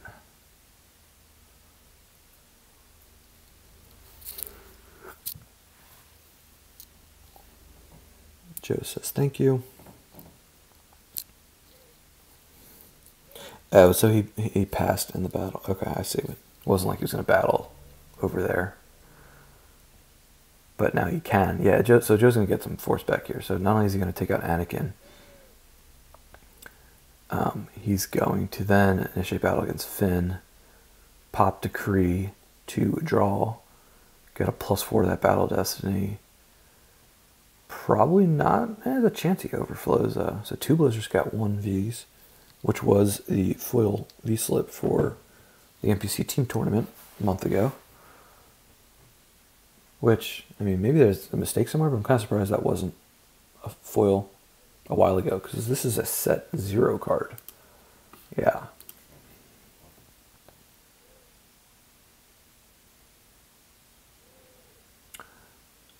Yeah, that's a good question. Like, why didn't he just do it before the battle? I don't know. Good question, Christian. Maybe someone else knows. And Mike draws a 4. So Joe just cycled the close call, was the reason he played it. Now he's going to retrieve a force here for enforcement. And then, like I said, he's going to probably initiate battle against Finn, win that battle, get another Imperial back. So, see, this is stuff you hear, and Joe talks about this a lot when he does streams about, and he's really, really good at this. As someone who's beaten Joe twice in a really, really important match play game 1 and then lost narrowly in a game 2, he can squeeze out every single life force. Like, I'm sure like 2 turns ago, maybe 3 or 4 even, he just started going to, I'm going to maximize diff in this game. Every single decision he makes is going to bump that diff by 1 or 2 cards. Or obviously, sometimes you don't do a decision that ups it by 2, but like, he's going to get this. Seemingly it looked like it was going to rebound 10, 12. It wouldn't surprise me if this ends up around like 16. So, and he kind of always, and you always talk about it when he does his commentary, which is always excellent and really insightful. But a lot of times he'll bring up like, I probably draw up here, because he starts thinking and sees things out 4 or 5 turns, maybe not 4 or 5, but like 2, 3, 4 turns out, and just starts saying, hey, sometimes it just cut your losses. Like when I played him at Worlds, like I kind of thought he scooped a little earlier than I was expecting him to in game 1, but yeah, it was probably the smart move, or definitely was a smart move, because then you get in that game 2, and I feel like so often in match play you're in game 2, and you're like, man, every single card matters. The worst is when you win game 1, lose game 2, and then you question every single decision that you made in game 1. And obviously Joe's really, really smart, really, really good player, but really, really experienced, and he's played in tons of these match play top 8 scenarios, so he just knows how to maximize every life force. So yeah, now right here, now he's completely taken away Mike's damage. And Mike has, 2 turns left at most, maybe one. Mike probably draws up here. Because yes, now he just moves away. He's got nothing to gain by sitting there. Sure, let Mike drain him for 2. He'll just toss 2 cards from hand.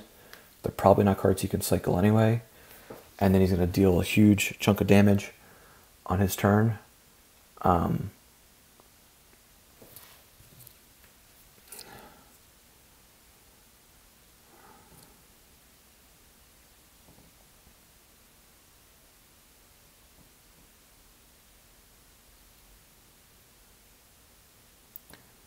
And now he just moves Commander Tasane and moves Blizzard Scout 1. Moves Vader. Huh, what's he doing here? Just using Force just to use it? Or just making sure there's just 0 way. Yeah, like Blizzard Scout 1's a little vulnerable. So yeah, I just want to make sure there's 0 chance that anything comes through here because he already popped his decree. Mike only has 7 cards face down. He can only do so much. He's going to activate it all.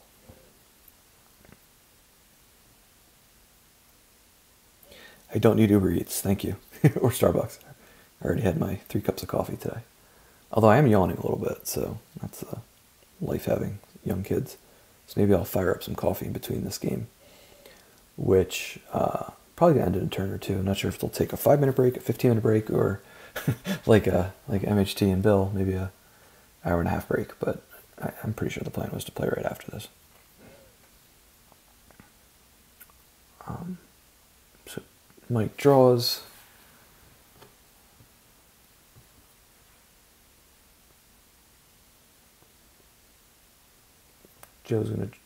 Mike drains for 2. 2 cards from hand here. Shuttle. And another Emperor.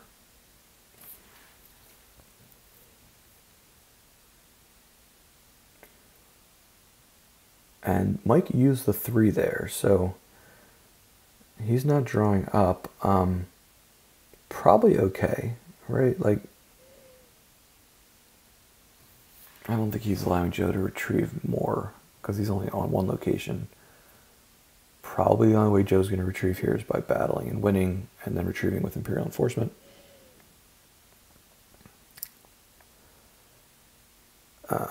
Moves in front of the shuttle. Oh, I don't like that because now Joe's going to do a bunch of damage. 1, 2, 3, 4, 5, 6, 7.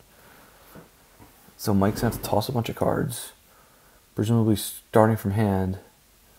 And what does this thing do? It draws... There's only 1 Destiny there, right? There's only 1 Battle Destiny. Whereas Joe's going to draw 2. There is a permanent pilot on this thing. It wouldn't surprise me if Joe just kind of does everything he can just to try to win the battle, retrieve a card, and then go from there. He also might get Mike in a situation where he can't even pay to drain. Because this is a... It will be a drain 2 even if Joe runs away. So that would be a net negative.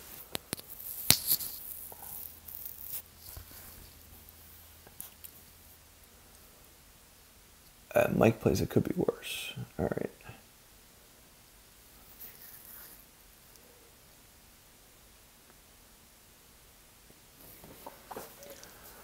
Some people who play ROPS will use like a voyeur. I think like Eric Hunter would do that. Like Nick, who plays ROPS a lot. Any deck that you can either track around or recur, stuff like that is helpful. Or maybe it might be worth the slot, put it that way. So Hujix gets tossed from hand, seeking audience.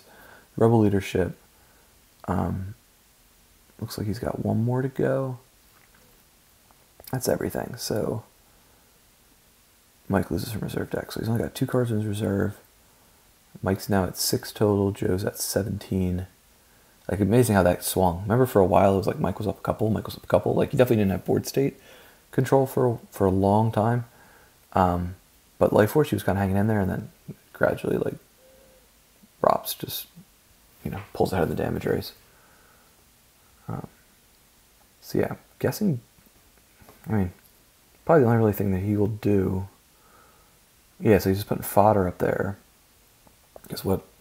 Might as well. You know, whether it's in your hand or in.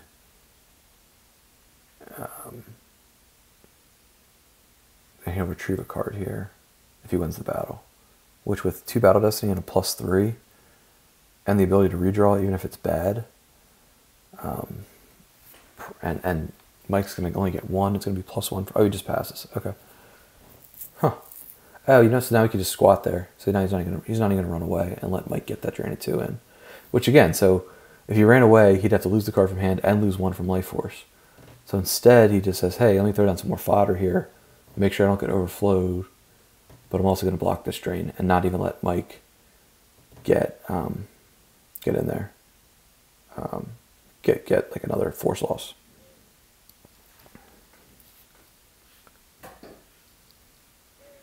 And then Joe will pass the turn, Blizzard 4. This definitely seems not like a draw-up situation for Mike because he can't do any damage. He's only got 1 card in hand. He's, no matter, even if he gets that, it could be worse. He's still got a lot more damage to deal with. And this will probably be a draw-up. Yeah, so this will be Joe by 16. We got a GG. Let me update this. Let's see, recap. Game 1, Joe plus 16, doing math right. 16 to 36 loss pile. So put that there. Means 16 to loss. Let's see how long of a break they take. Looks like MHT and Bill are finally starting their game 2. I should say finally. Well, half hour after they anticipated, which is totally understandable given all the circumstances. Yeah, we'll just try to get the games in when they can, and we're just hoping that to cover as much as we can on the stream team in real time. So they're taking a quick break. So I'll mute, turn off the camera for a couple minutes, go grab some stuff. I'll be back in a little bit. All right, thanks everyone for tuning in. I'll be back in a little bit.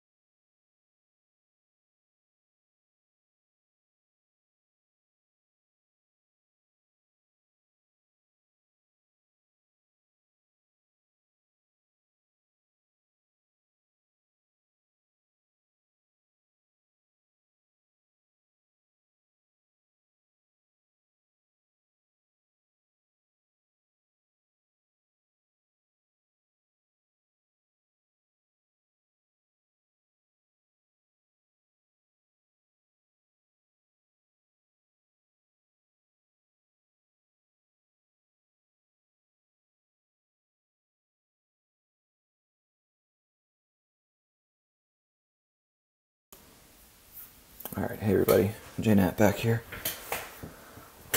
Getting ready for game 2, which just fired between Joe Olson and Mike Kessling. We'll jump in there. There's two other games going on at once. This would be a good one. Matchup I like. Prophet versus Shadow Collective.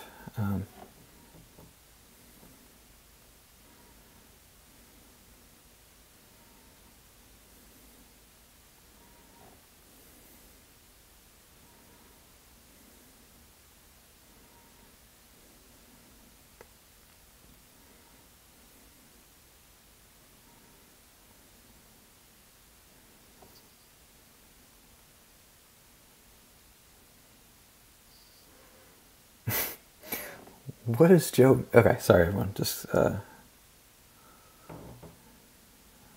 second, everyone. Just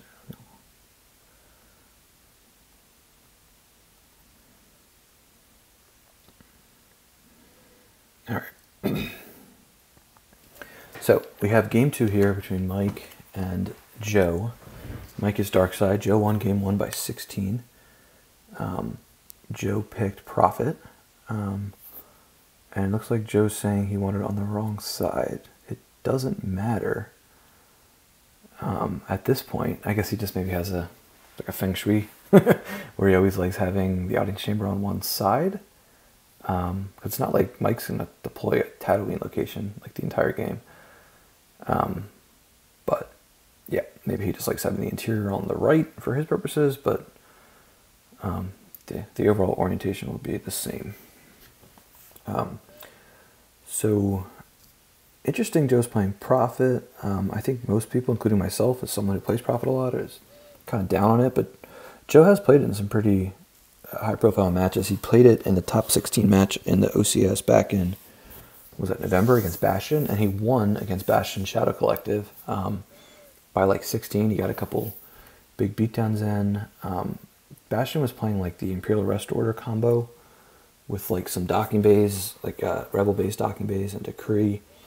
And I think since then, the deck, kind of the preeminent version of the deck, has evolved a bit. It's kind of tuned more so for communing. It's got like Mole Strikes and Phantom Menace and higher destinies than I think Shadow used to have. It's got like a Masterful Move sometimes, non-combo. Not quite the 3 disarm package, but yeah, so I think Joe's obviously very comfortable in this matchup. I know Joe really likes this matchup, being in the Outrider Cup team with him. He, I think, might be the only person who said, oh, you're favored as Prophet versus Bastion's Shadow Collective. I mean, at least in the terms of matchup, I don't think Joe would ever say, you know, when you combine matchup and player skill, that I was favored in that match. But I think matchup he thought favored me, but it's just, obviously Bastion's a much better player than I am. So I think we don't see a lot of a gift protection in Shadow nowadays. I think they used to run 1 or 2 sniper combos and maybe an Utaguta solo V. But whoa, that had to be an accident. Did Mike realize it? Mike just played Battle Order? Wow. So I wonder if Joe gives this back. Probably should. There's no reason anyone plays Battle Order at that point. Yeah, so Joe says yes.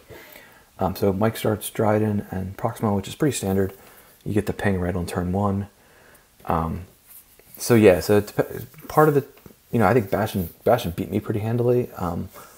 Even though I had a gift like online, like the whole game, I don't think he barely force-strained me. I think he did maybe with like Balatique, who prevents the reduction both at like the antechamber perspective from the site and also from a gift. So Balatique allows for like a drain 2 to get through. And then with the objective ping, flip back.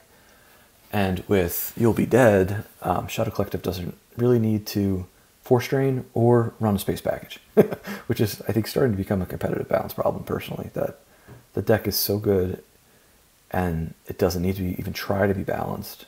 You know, you'll see a Zuckuss and Mist Hunter float in and out of the builds, but yeah, so I think things that Prophet has going in its favor is it probably has a gift. It is a deck that's built to fight and has some defensive tricks, but Shadow is obviously also a deck that's built to battle and has lots and lots of guns. My approach in this matchup is like, don't even try to keep Han alive. Like, you shouldn't like shape your whole game plan as Prophet against Shadow into trying to keep Han on the table, because I think it could become throwing bad money after good pretty quickly, because then you gotta start burning your Jedi left to retrieve them, and they're just gonna have 2, 3, 4 guns. They could suicide into you with their Gick, and then not worry about getting counterbeat because they have the Gick effect. So that's where my approach was against Bastion, to go to the defensive perimeter, try to just get drains of 2 or 3 on their locations, and then just try to mitigate, use it could be worse, try to kind of keep up in the damage, have an escape pod combo. In our matchup, I think Bastion still wins anyway, but I had so many red cards. I had like all the red cards ready for a battle, but I just couldn't really find any of my characters, and that's where I even just threw down General Leia. This is on YouTube if anyone's interested in another matchup, but obviously this one's going to go a little differently, because I threw General Leia down just to get a use pile pull because I was so desperate to find cards, and then she was basically stuck there on Tatooine doing no benefit, no damage really, and also preventing me from putting out Leia Rebel Princess, who's great in this matchup. I shouldn't say great. She's very helpful. Any good Shadow Collective player is going to have, 4-LOM, EPP 4-LOM, to cancel her game text, or prevent her from reducing, I should say, the ability, and also a wounded warrior or 2. So I was just going to say something and now I forget. But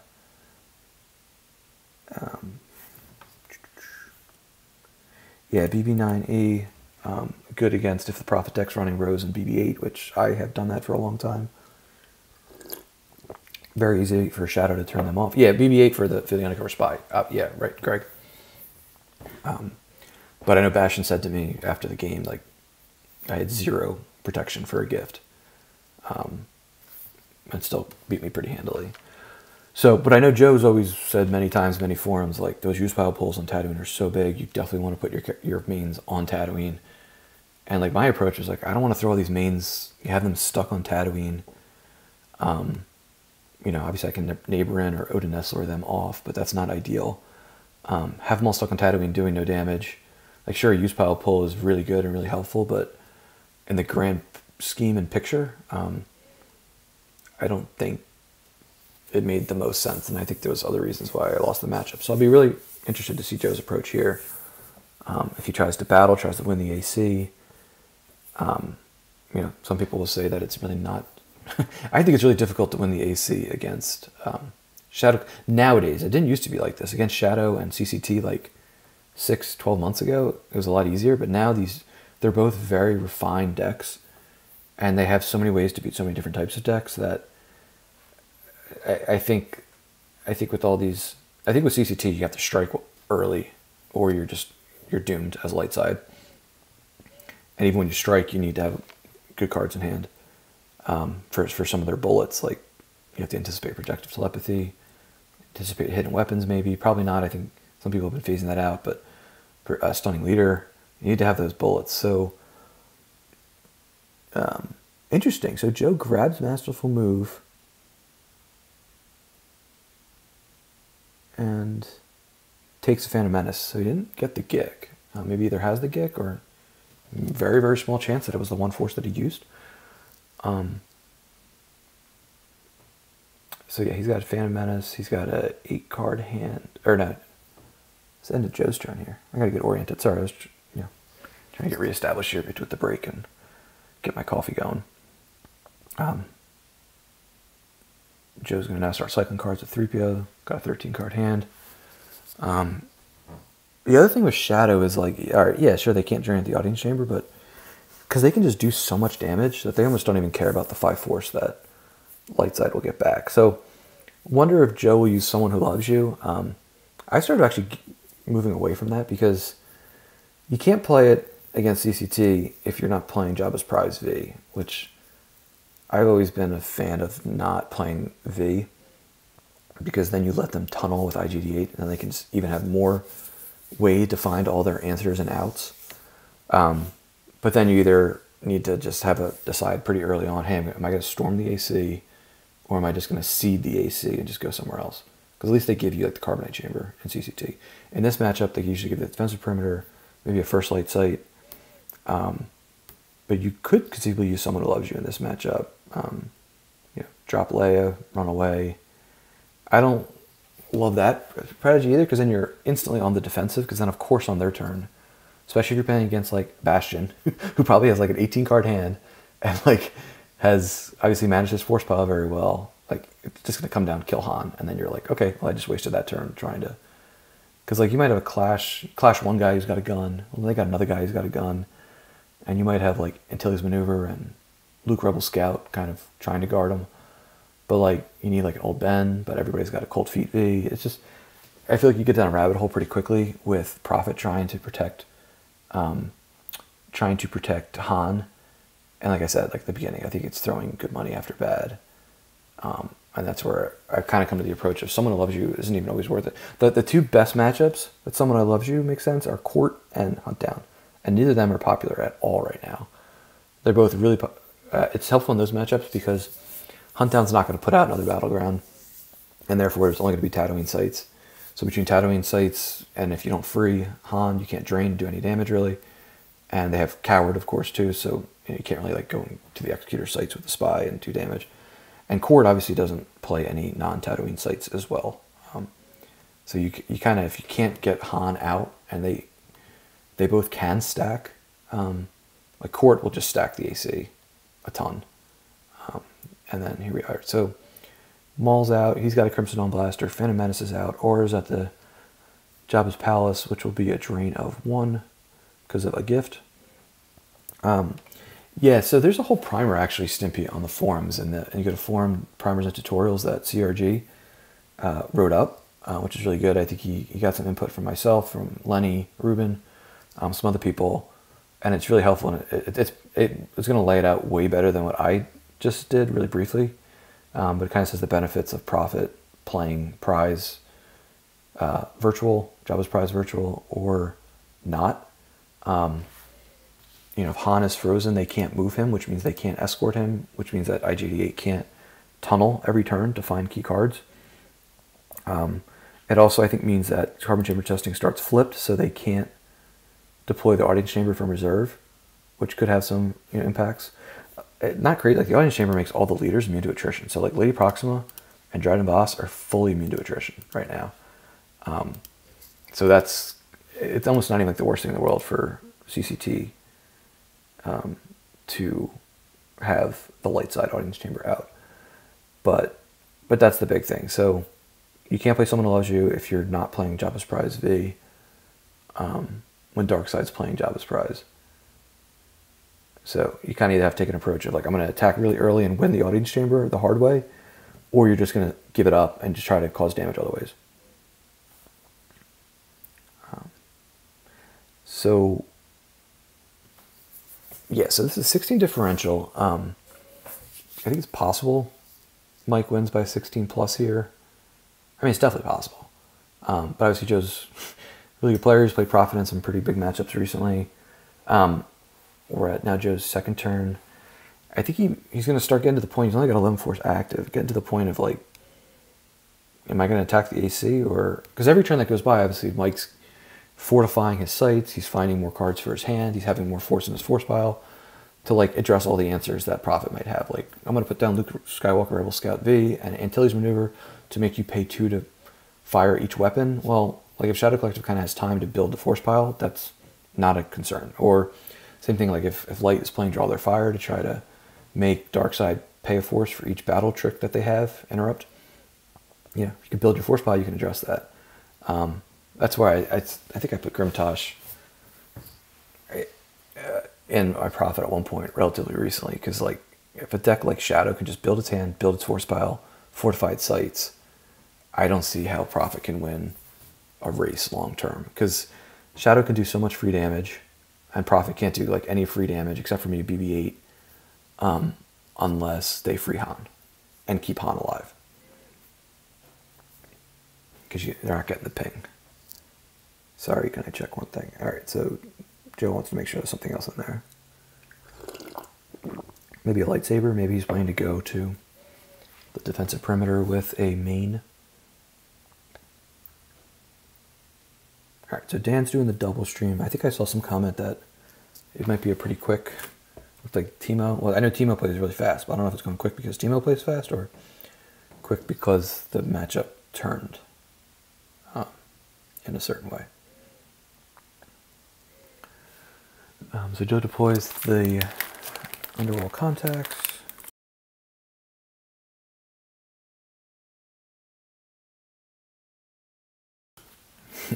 So Joe says tough decisions. Yeah, I mean that's the thing, because like it's this fine balance of if you wait too long, you're toast. If you strike too early and you open yourself up to a counter beat, and you got to find answers. Like you got to find the answer for the stunning leader. You got to find the answers to deal with the counter beat, even if you free Han.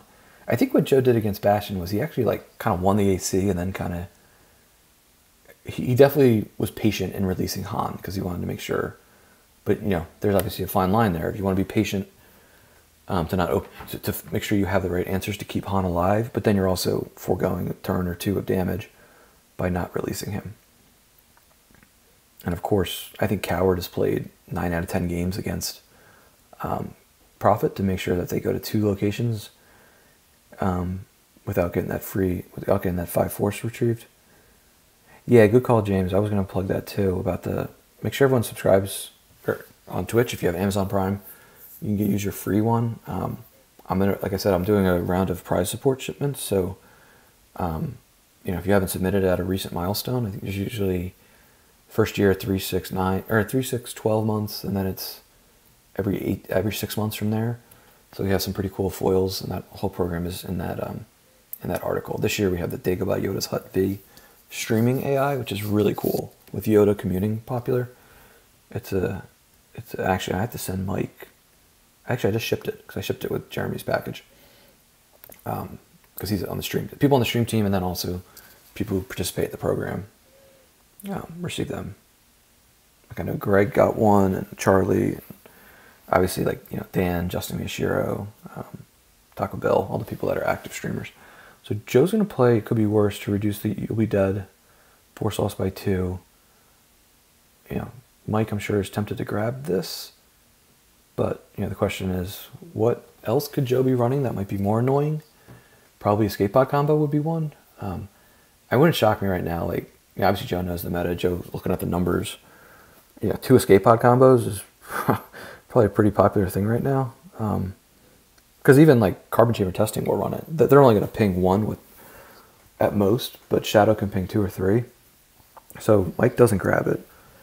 Probably makes sense because at least it could be worse. At least Lightside has to pay force to use it as opposed to escape pod combo, which you just play for free. Yeah, so yeah, check your bounce if you hit a recent. Or obviously, you could just submit. Follow the instructions in that post about submitting proof, because it just wouldn't be possible, or at least plausible for someone, aka me, to track everyone's months. They don't have to be consecutive, but also we can't send anybody stuff unless you send in your address. With all these programs that we offer physical prize support, the first step is how do I get this to you? So. Not like Twitch has people's addresses up. All right, so Danik Jericho V comes out to the 3rd marker. So that right there is 3 damage. Joe put Jin out to block the ping and the drain. This is another interesting matchup on like who's pulling battle plan and when. Like I'll reference this game a lot as I have done so far. When Joe played Bastion in the OCS, Joe eventually pulled it. But that was like he kind of already established board control. And he basically was like, all right, let me just slow down Bastion here. I think at that point, I don't think Joe was... I don't even mean freed Han at that point. He just was kind of fighting him off and winning battles. But I would...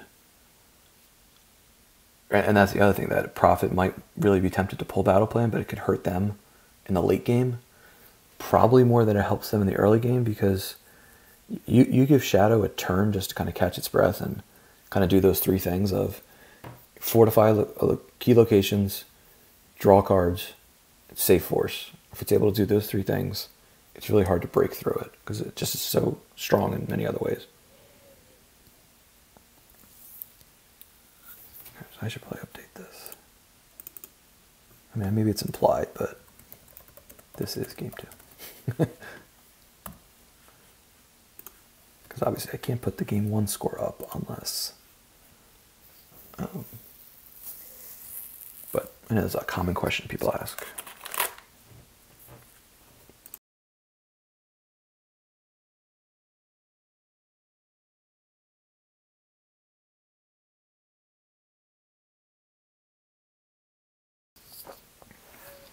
All right, so Joe activates, verifies his reserve. Probably a go time here. 19 force active. You know, probably saw what lightsabers are in there. Saw where Leia's blaster rifle is. Saw where like a clash or a draw their fire or something like that.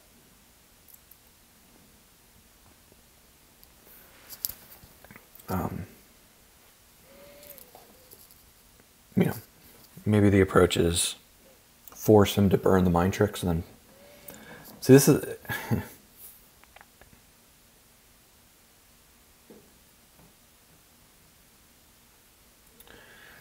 this I think is the biggest problem, and I think some people like Drew and Ryan Jellison obviously have some really good opinions on Shadow Collective, but I think you'll see a lot of games where Darkside doesn't even burn the mind tricks because Lightside just says, what's the point?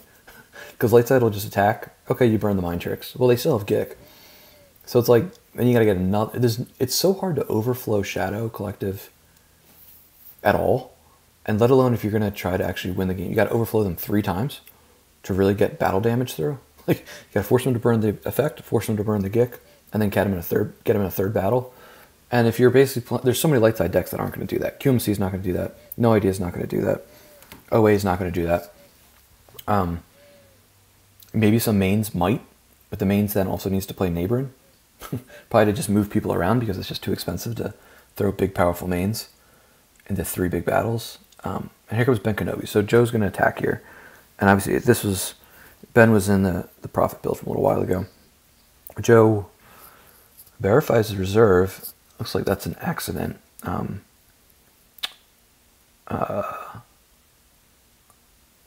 Yeah, because he intentionally asked for a revert, right? To see what was in there with the seeking. Oh, that was last turn I'm thinking of. He already verified it once per turn, so I don't think that Mike got any new information. Ahsoka Tano. This is like, so Leia Rebel Princess would be great here because Mike doesn't have any droid. She would just blank. Chewie's going to get a use pile pull, so this kind of screams to me like Joe doesn't have Leia in his hand. Definitely not Leia Rebel Princess. Because if he puts her down now, Mike just plays coward, and then Joe's sitting there being like, well, do I want to release him and not get my retrieval? Also, then I have no force to fight back if he drops down first strike. So this is interesting. I wonder if what Joe's plan is here. Is he just going to deploy and then pass? Mike probably has a stunning leader.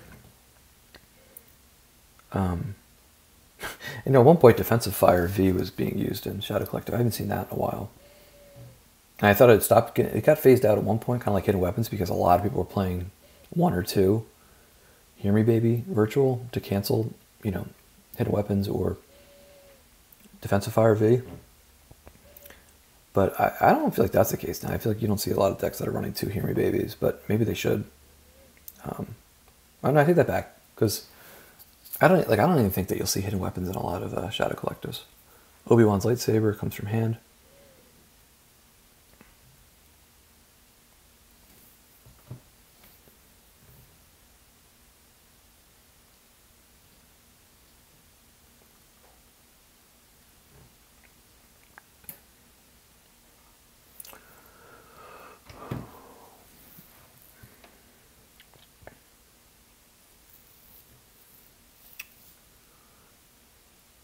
And let's see. So Joe's thinking here whether he's going to.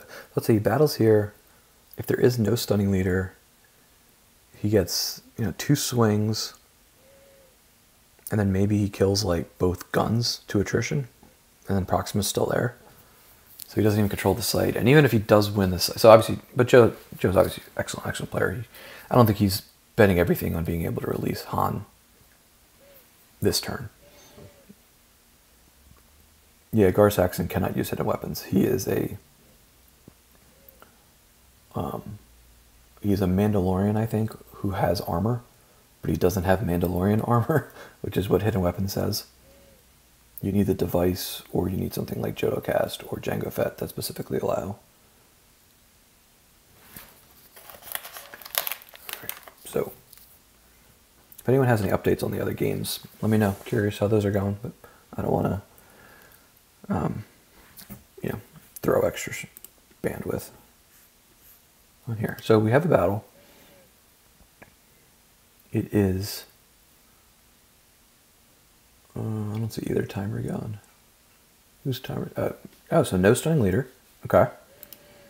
He's going to go for Proxima. And he draws a 2. Now, of course, Maul can subtract here. And he doesn't even need to. Let's see if Joe has a Jedi Lev. Nope.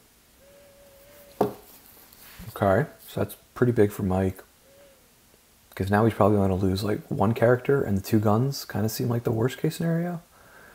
But key thing is all of Mike's battle destinies are going to be -3. 2 from a gift and 1 from Ahsoka. Would be a good turn to have a Dark Time for the Rebellion V, which Bastion had in his when I played him.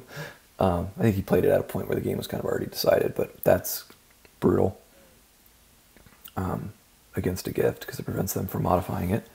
Sith Fury's the EPP Aura, so he's playing 2 of him, 2 of her.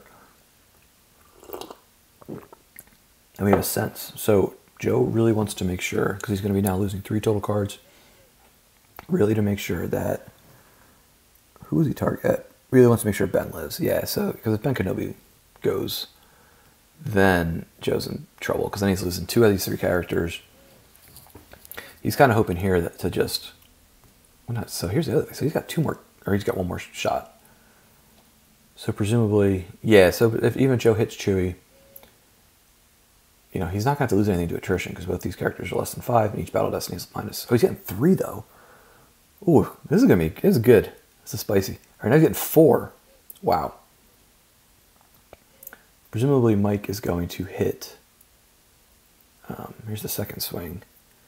Presumably Mike's going to hit Chewie. It's going to be really hard for him. Wow, another 1. A Jedi. So Joe was holding the Jedi Lev. Didn't use it. Obviously it makes sense not to use it on Jar Jar. I guess if he used it on the Ben, he would have then drew off 4. Even if it was subtracted, it would have hit, but that's hindsight's 20/20. So he now draws a 2. And now he needs to draw a 4 to hit Proxima to get through Maul. Wow, Joe's probably going nuts. Oof, that is a lot. So he verified his deck twice at this turn. And I guess he saw, what do we see, 4 characters already drawn that were either Destiny 1 or 2. And he's only got 2 left in his reserve.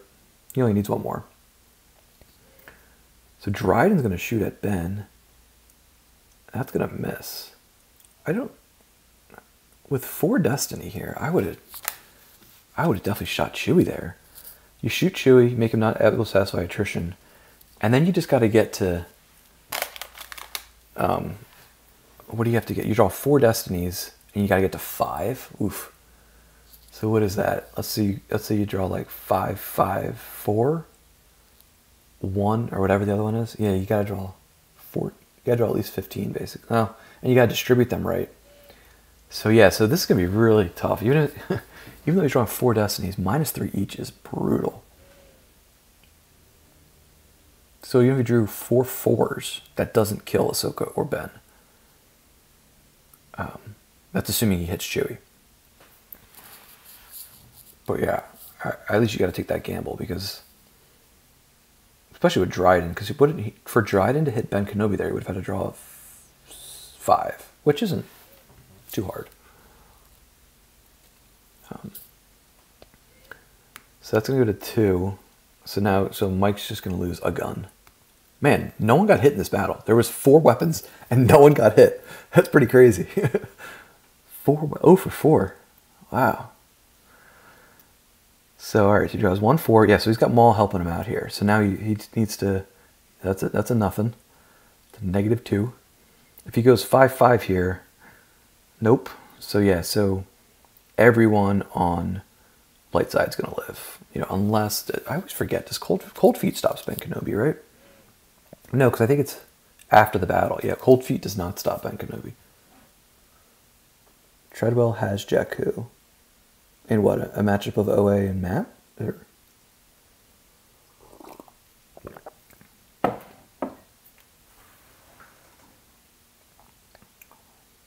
So we had, what, 3 attrition, so he didn't lose Chewie. So Mike could lose a gun and then peel 2. Or you can lose both guns.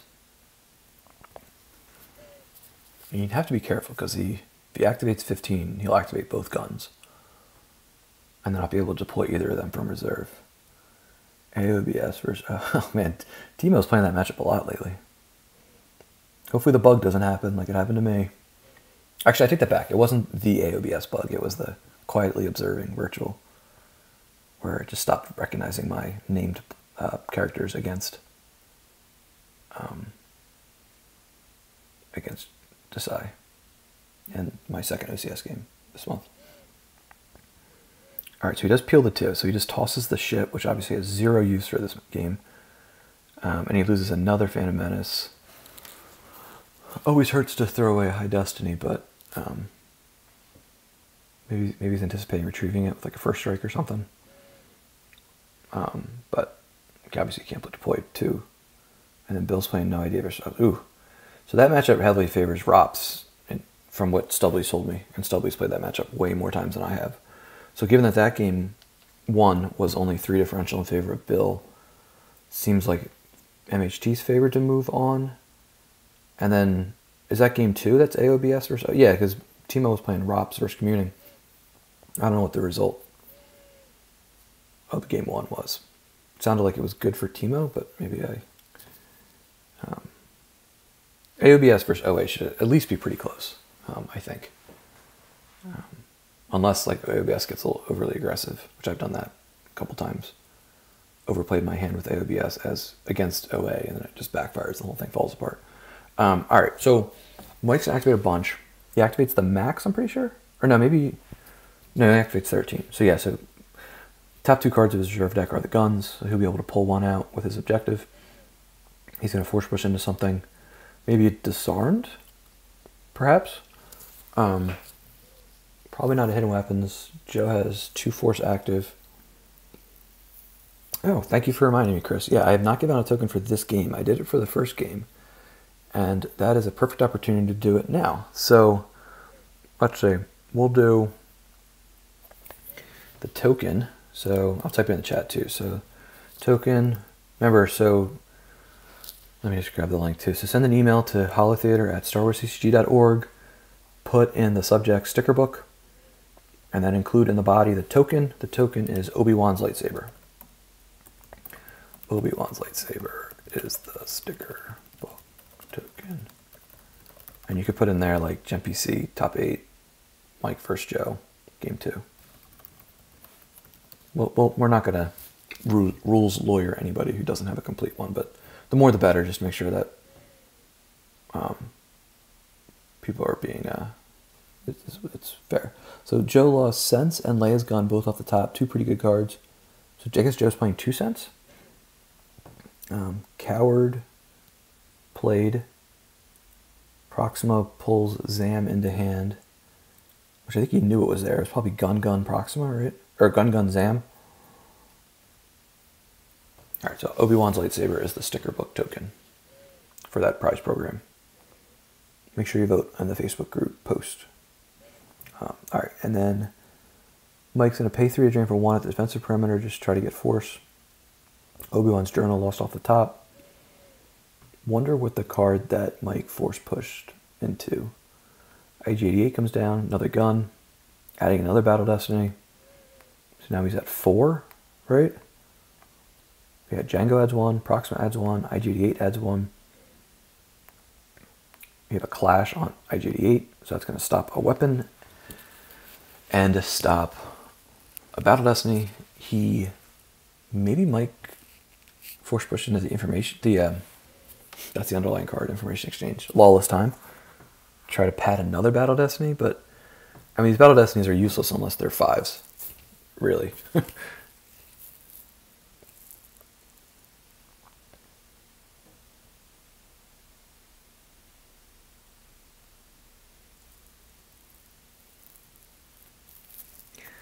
Crimson Dawn Blaster goes on Django. So Joe has 7 cards in hand, Mike has 6. If you're Mike, you'd probably just, that's interesting. Do you battle? Again, like we've talked about a couple times today, this theme of, do you want to be the person who initiates the battle and deal with a counter battle? Dengar, okay, so he's good. 2 more shots. Chewie's definitely going to get hit. It's probably not very likely that Ben or, well, he only needs to draw 5, right? All right, then Balatik comes out for 3 force. Out comes first strike. Maybe, I bet that was the force push V. Would be my bet. So Mike's just going to bring it here. He's going to get a Power Destiny. He has what, 1, 2, 3, 4. 4 shots. He's going to have to deactivate it too. Oh no, he gets to recirculate. Once he hits Chewie, he'll recirculate. So yeah, this will be a pretty big swing here. Yeah, you definitely battle here. And then I'm presuming he's going to move like Aura over to the farm. Oh, not Joe. So wait, what happened to Joe's force? He had 2 force, right? Oh, the clash. Oh yeah. See, this is the thing. The shadows just put so much pressure on, and you use force for clash, then you don't have force to deal with the first strike. So now he has no tricks he can use in the battle. No blaster deflection. No sense for like a hidden weapons or something. No hear me baby for hidden weapons. No. Like I said, Sniper Dark Strike hasn't been played as much, but that would be a card. Joe loses General Leo from use pile. And remember, Joe had a bunch of 1s. I wonder if they're all going to come up again.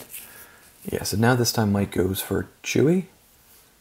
He draws a 1. He could add 1 with Maul, and it still hits. Do you really want to burn your Maul, though, when you're... Yes, that's the question. Do you burn your Maul here when you're probably going to hit him anyway with like Dengar? Or you could just use the Maul on the next one if you draw yet another one. I'd probably pass here because I don't think it's very likely he's going to hit. He can't... That was with Django's gun. So he only has 1 possible gun that could shoot at Ahsoka. But I would think he wants to throw the house at Ben. And Ben, you can't hit him unless you draw 5. Yeah, so now Chewie's hit. Cannot satisfy attrition.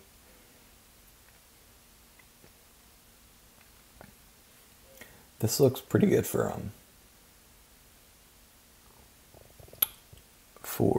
Mike right now. Joe's going to swing at Dengar with a Jedi Levy. Because here's the thing, if this offensive fails for Joe, he's in a real tough spot. Because then you got to recoup, and as you're recouping, you're going to deal with some rounds of damage from Darkseid. You're going to allow them to build their hand back up and allow them to activate a bunch so that they're just never vulnerable to a beatdown. And yeah, I mean, it's Joe. I'm not going to count.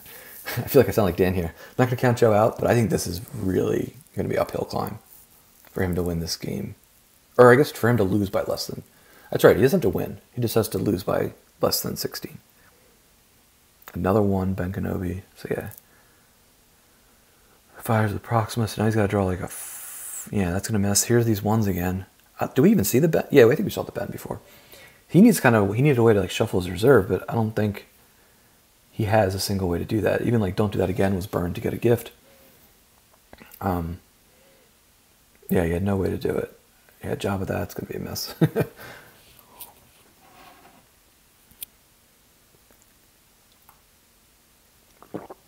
But then again, all this considered, did he add the Power Destiny yet? He could still have the Power Destiny. If he draws really bad Battle Destinies, this is not too bad. Yeah, actually, no. Let's see here. He might not be too bad. A gift is going to be doing some serious work here. Because now we can't... Yeah, neither player is doing very well. This is like watching like stormtroopers shooting. Yeah, I don't think there's any way that Mike's going to win the lost pile tiebreaker. Joe's up 20 in that category. So I would say that Mike has to win by 17, right? So Mike has to win by 17. Because even if he loses by 16, Joe would probably win. It's going to be really hard to make up 12. Well, not impossible. And then we get a 2 and another 2 for a -1 Battle Destiny. Oof. This, yeah, maybe I, okay, so that's good for Mike. He needs to draw like that. Oh, no, this is not going to be that bad for Joe. I definitely spoke too soon. All right, so that's everything, though. And now Ahsoka and Ben are both going to be immune. And he's just going to bring Chewie back. And he's probably not going to even have any battle damage to satisfy. So that was pretty wild. Whereas Mike's going to have to lose a gun, at least. It looks like just a gun. This is crazy. These are some seriously low destinies. So Mike will probably lose a gun in Dengar. Maul subtracts 1. So yeah, I think Joe will mostly be fine here. He's got to toss Chewie. And now Joe might come down with, you know, presumably, he's probably got, I would think he has like a Leia, a Luke, or a Lando in that 7-card hand. Or maybe he'll draw into one with 3PO. Yeah, both are immune. Ahsoka combined with the gift is pretty brutal. That's really like a Dark Time V would have been huge. Dark Time V would have, you know, that then Mike has a 12 and he clears everybody. Because Chewie wouldn't satisfy anything. So yeah, that might be a card worth playing. But again, Prophet's not super common right now. There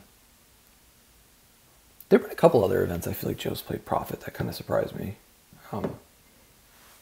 Maybe not a couple. What am I thinking of? All right, so he moves Maul over, moves R in to reinforce, and yeah, now Joe can't move Jin over.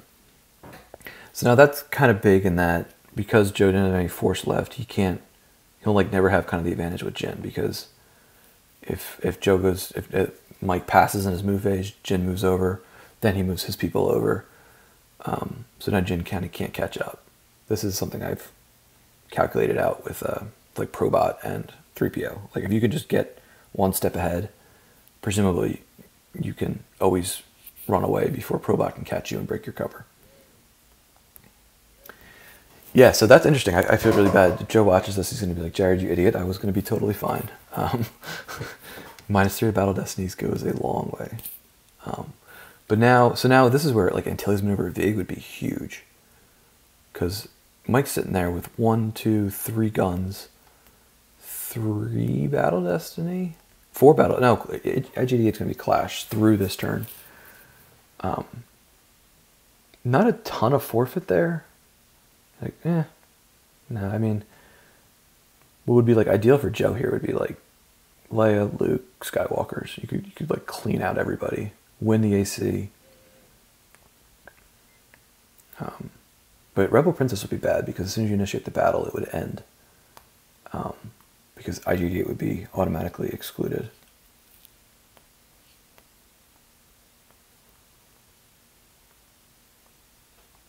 Huh.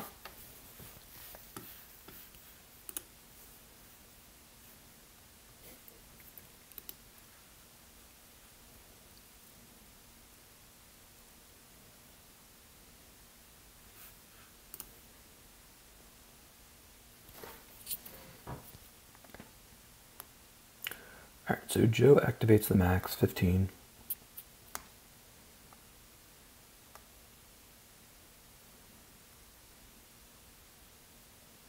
Yeah, I've pretty much always played Skywalkers. Yeah, it's so good. And there's so much barrier in the meta. Like ROPS and carbon chamber testing. And a lot of times you do have Leia and Luke together. So yeah, I think Skywalkers is good. Biss Shuffle's good. I also feel like there's been a lot of times recently when I'm playing a game and it's light side. I'm like, I wish I had Biss Shuffle right now to shuffle my opponent's reserve deck.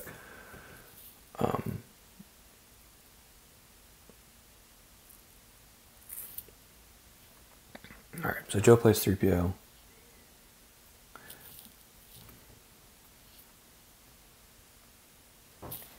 And presumably he's going to throw characters at the audience chamber this turn, would be my bet.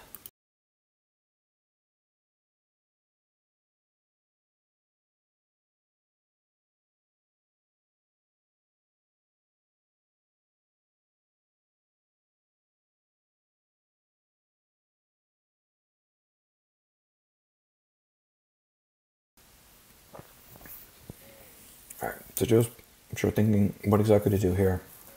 Budgeting out his force. Thinking about what's going to be in his use pile, or what's likely to be in his use pile.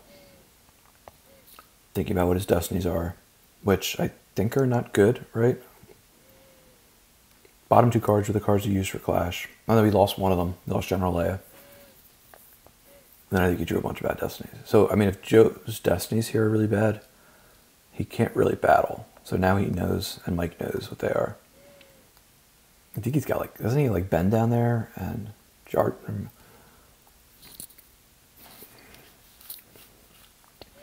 Because if his destinies stink, he's not going to hit anybody. Even with the two, we'll call them lightsabers, with Chewie and Obi.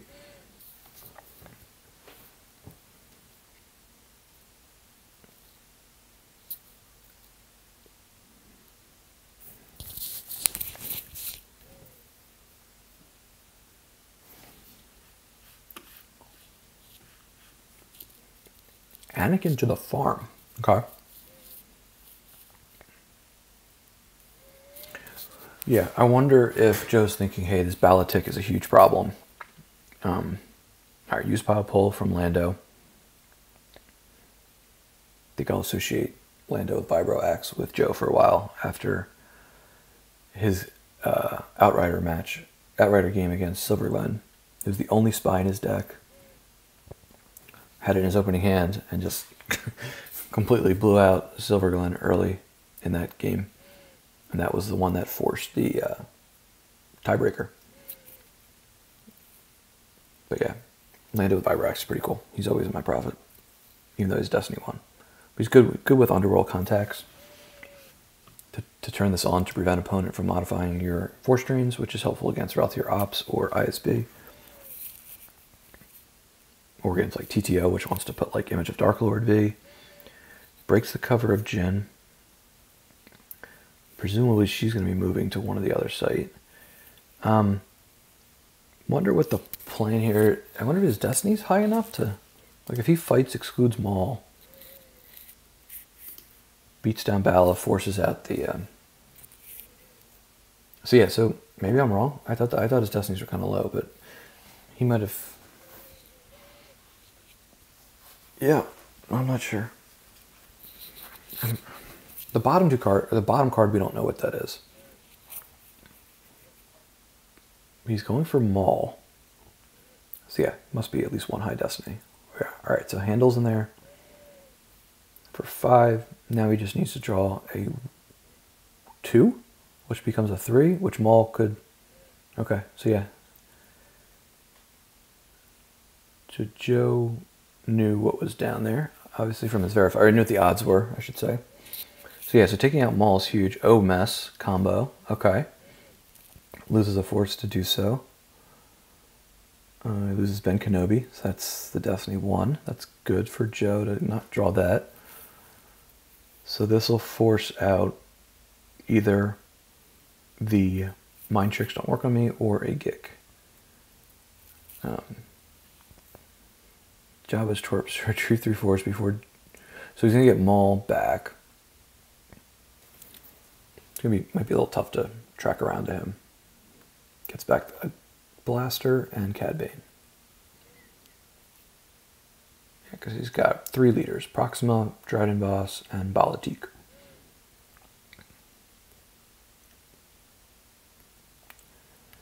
And here comes Battle Destiny. It's a 4, which becomes a 5 because of Anakin. So it'll be Balatik plus 5. Nope. Plus another 5. So yeah, probably just lose Mind Tricks. If you have the Gick, you probably burn the Gick, because then you can even, if you're battling back the next turn, you retrieve it with First Strike. So probably doesn't have the Gick. I think that would be preferable, because then you could save the Mind Tricks for another battle. Not have to worry about any shenanigans. Moves Jin into the audience chamber. IG-88 now will be unclashed. Anakin over to Jabba's Palace. Moves for free.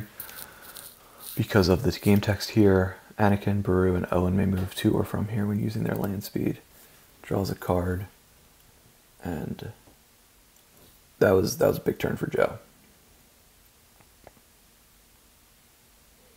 But Now Mike has 30 cards face down, plus on a 3.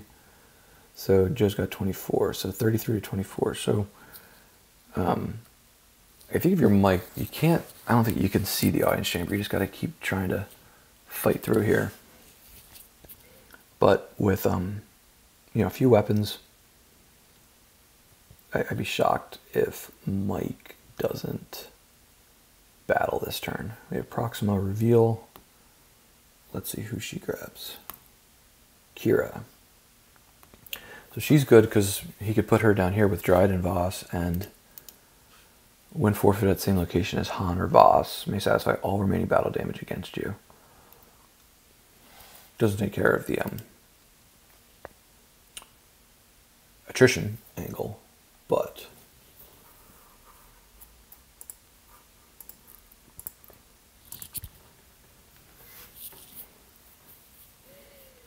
so Mike's got Kira in his hand and 3 cards that we don't know.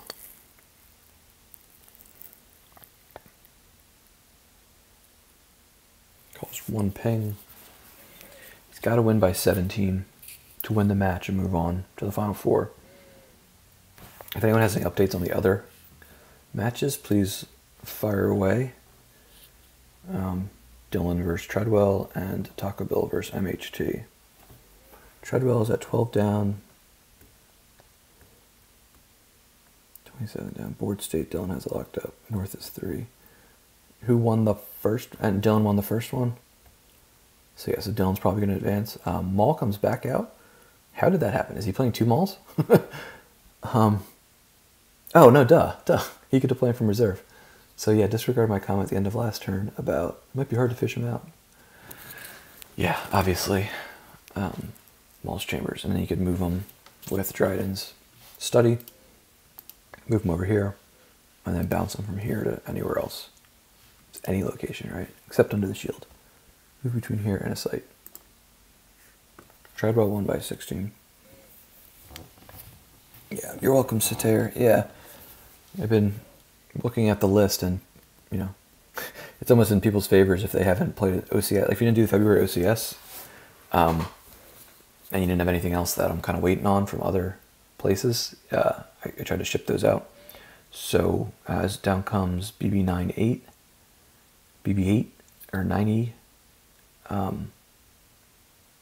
Trying to ship all those out because I'm getting the OCS foils for the first 2 months in about a week or so. So then I'll start batching that stuff up. And people going to Endor, going to be sending a lot of their stuff that they've earned in the big box of stuff to the Endor Grand Prix. So people can get all their stuff and we can kind of optimize.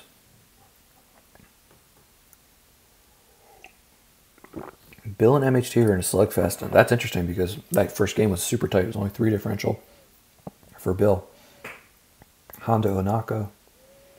Yeah, pretty much, you know, the same thing for prizes. If you participated in the GEMPC and you're not in the top 8, I've been sending out, you know, or we'll be sending out your stuff very soon, like the Maul's Chambers foil slip, which was Batmouse's personal choice, which is pretty cool. You get a poker chip, you get an extra an extra foil. Jawa Cup has 2 AI foils for people who participated. BB9E is going to go in his use pile to break the cover of 3PO. A gift goes lost. That's pretty big because now Battle Destinies aren't -3, they're only -1. And the 4 strength at defensive perimeters too. So, no, excuse me.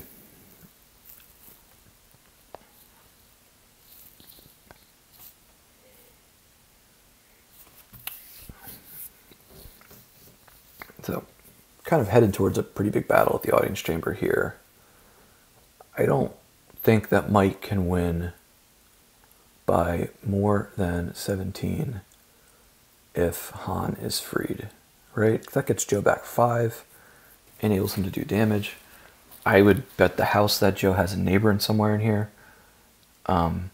Maybe that's his plan. Once he gets Han free, neighbor in somewhere far away.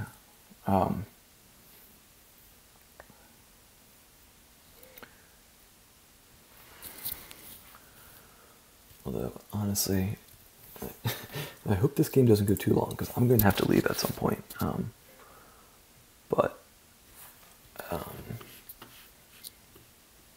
know today was kind of tough to find streamers, as makes sense, because during the middle of the day, not everyone has flexibility.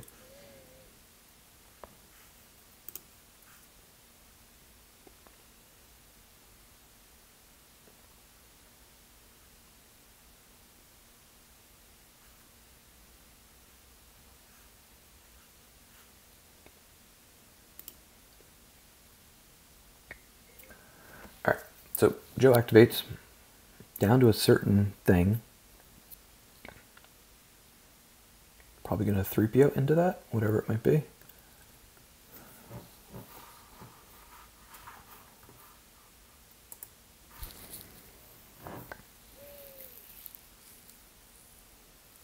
Yeah, so obviously, so Mike didn't battle.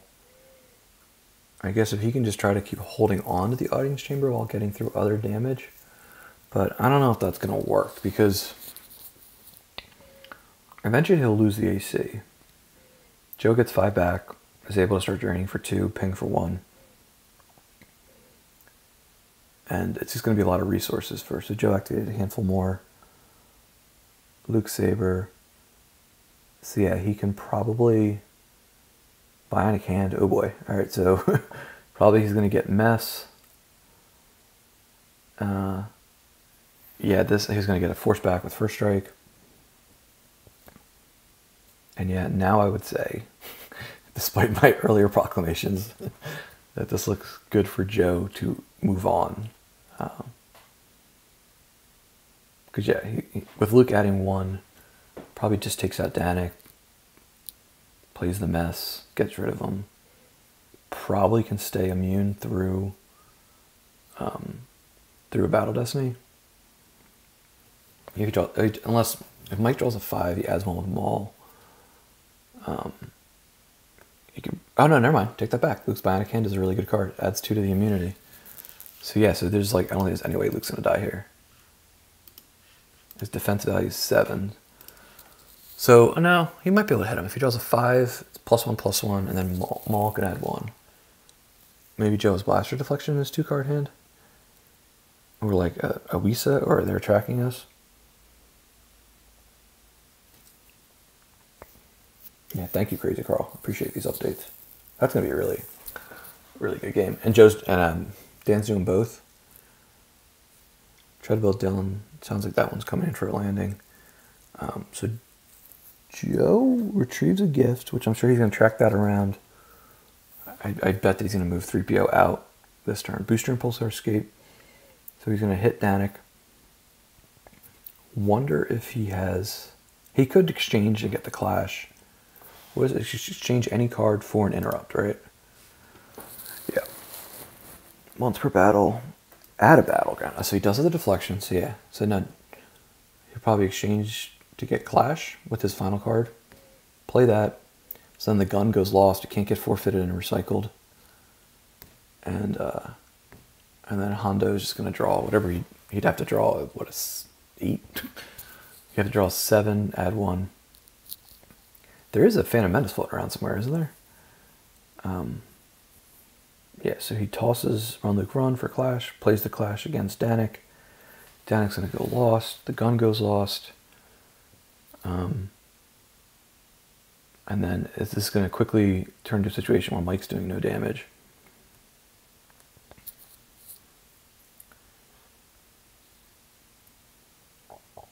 Remember, he's got to win by 17, so... He can't abandon the AC. If he abandons the AC, that might as well be the game.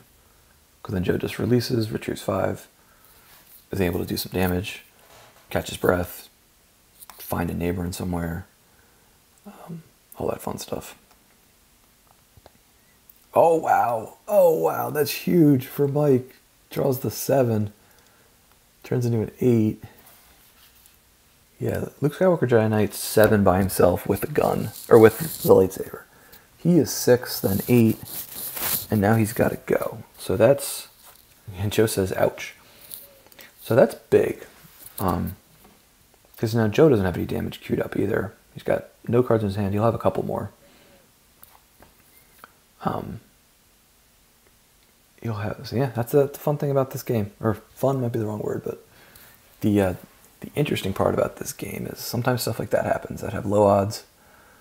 He had like a 1 in 21 chance, maybe 2. Yeah, didn't he lose one of the Phantom Menaces? That was probably a 1 in 21 chance. Although, maybe not quite that, because I think we kind of knew that that card was funneling back towards the top. Yeah, I know it wasn't tracked, but I think you might have known like the general area. Because it went to the use pile last turn. He deployed Maul, shuffled the deck, and now Joe's gonna move everybody in to brace for the AC. So yeah, I wonder. Yeah, I don't think Mike can move out. Although maybe he just takes a really patient approach and just tries to keep stalling Joe at the audience chamber while trying to get through, 1-2 damage. Gar Saxon comes out. He's pretty big because he lowers the defense value of Jedi. So he could make Jedi here, defense value 1 for each, -1. So yeah, Jango's not a Mandalorian. But even if he gets Ben and Ahsoka down to 5, that's pretty big. Because then you only need to draw 4 to hit them. Because the gunfire is +1, and then Maul can add. And basically, if he takes out Ben, that's huge. But look at but Joe has 4 weapons as well. Oh wow, I had not seen that triggered yet. So if deployed to a site has more than 4 characters, opponent loses 2 force. That's big. While armed, opponent may not move away from battles here or cancel. Okay, so you can't play it's a trap. You can't dodge if there was only one guy.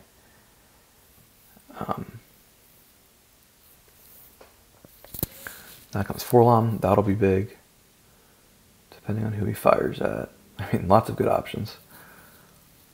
Lando, Ben. You probably want to, if you shoot Ben, then his revive text doesn't do anything, if you actually hit him. So maybe you want to take out like Lando or Chewie. Remember Joe moved 3PO out. A gift is not turned on. And down comes Kira, so she can satisfy any battle damage issues. Joe's getting 2 Battle Destiny that are +1 each because of Lando and Anakin.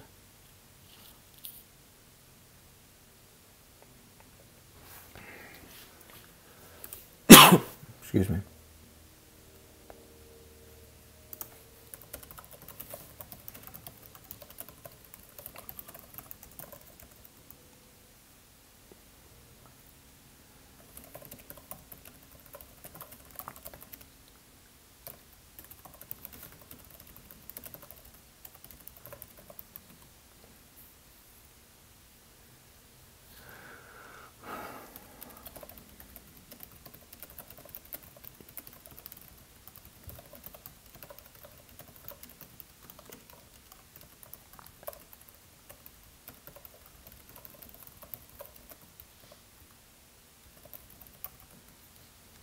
Alright, so we have the battle.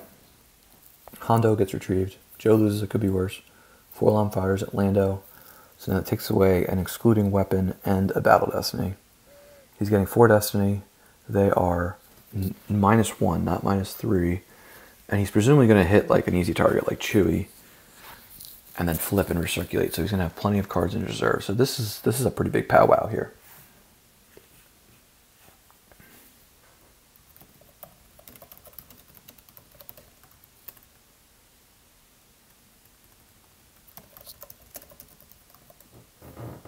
Alright, so I may have to leave in a little bit, but I just talked with Dan, and Dan is going to slide on as needed.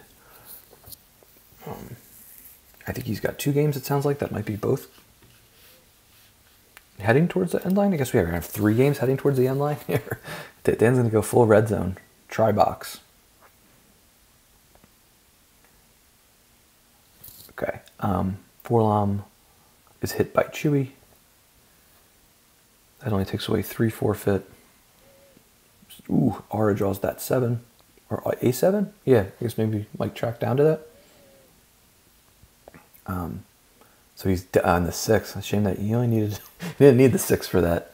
But so Ben's definitely hit, which is going to prevent a revival after the battle. Mike flips. Bill just conceded. Okay. All right. Bummer for Bill. Congratulations to MHT for moving on. The 2021 Online Championship Series winner moves on to the Final Four. Job is through with you for another Battle Destiny. This is getting silly. A lot of weapons, a lot of Battle Destiny, a lot of game text. Something that playing this battle in real life, there would be like 5 things that people forget to do. So that's the beauty, and also some people, the reason why people hate Jump is that you don't have to remember every single thing. It kind of helps you through it.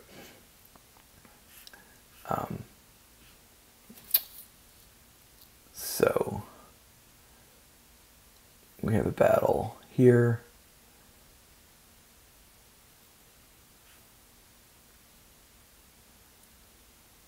And IGD8 is hit by Anakin's lightsaber V.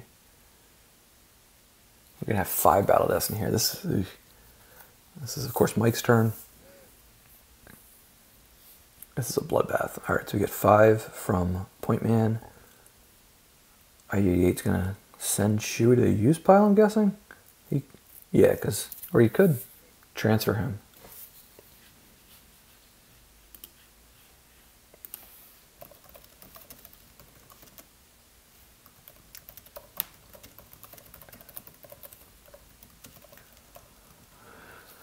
Obi-Wan's gonna fire at Aura.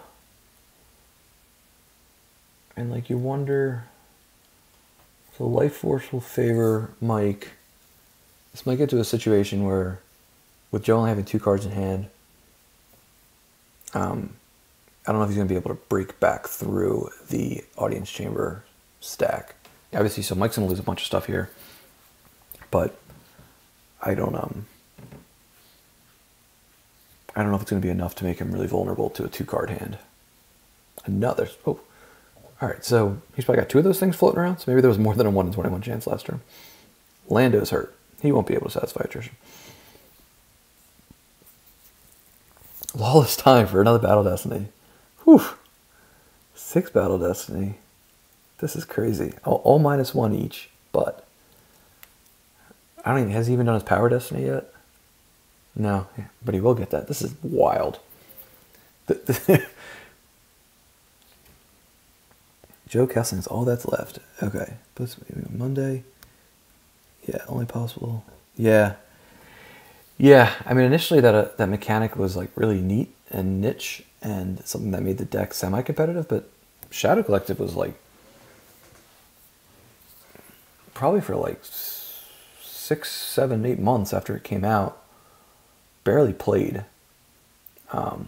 So it was like, okay, maybe it makes like a tier 2 deck, but the deck's just, and not that there's been a lot, like Gar Saxon's brand new, Danik Jericho and Rook, who we haven't even seen, helped it a bit by giving it some more assassins. So Jabba's Torps is drawn, and Jin is now hit, and she may not satisfy attrition. So we're going to have 7 Destinies drawn here from Mike. This is going to be exciting. Yeah, do that, Shaw. And this might be proof for the competitive balance team of, is this reasonable? Is this reasonable? You have this many guns, this many Battle Destiny, this much power. Yeah, I mean, not like all these cards are brand new, or not like all these cards are exclusive to Shadow Collective, but kind of like a confluence of a few things. All right, so he draws the BB9E. That's going to be and that's not affected by Ahsoka because that's the power. 2. Arbazin becomes a 2. Imbalance combo becomes a 3. This is a wild game.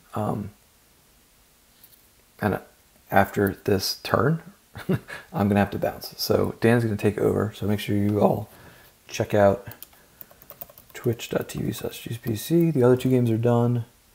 So Bill got knocked out, and then I'm assuming Timo advanced.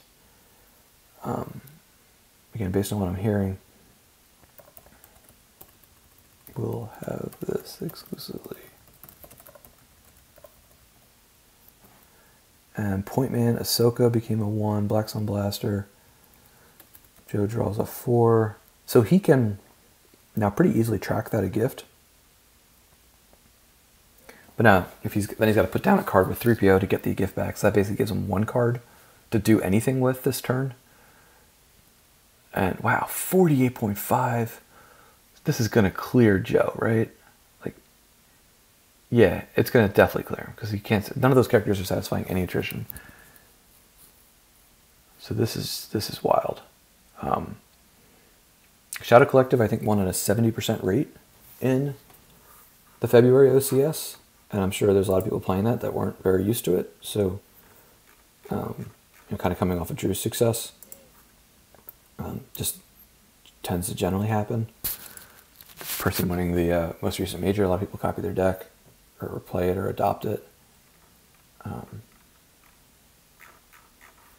And still settling up here.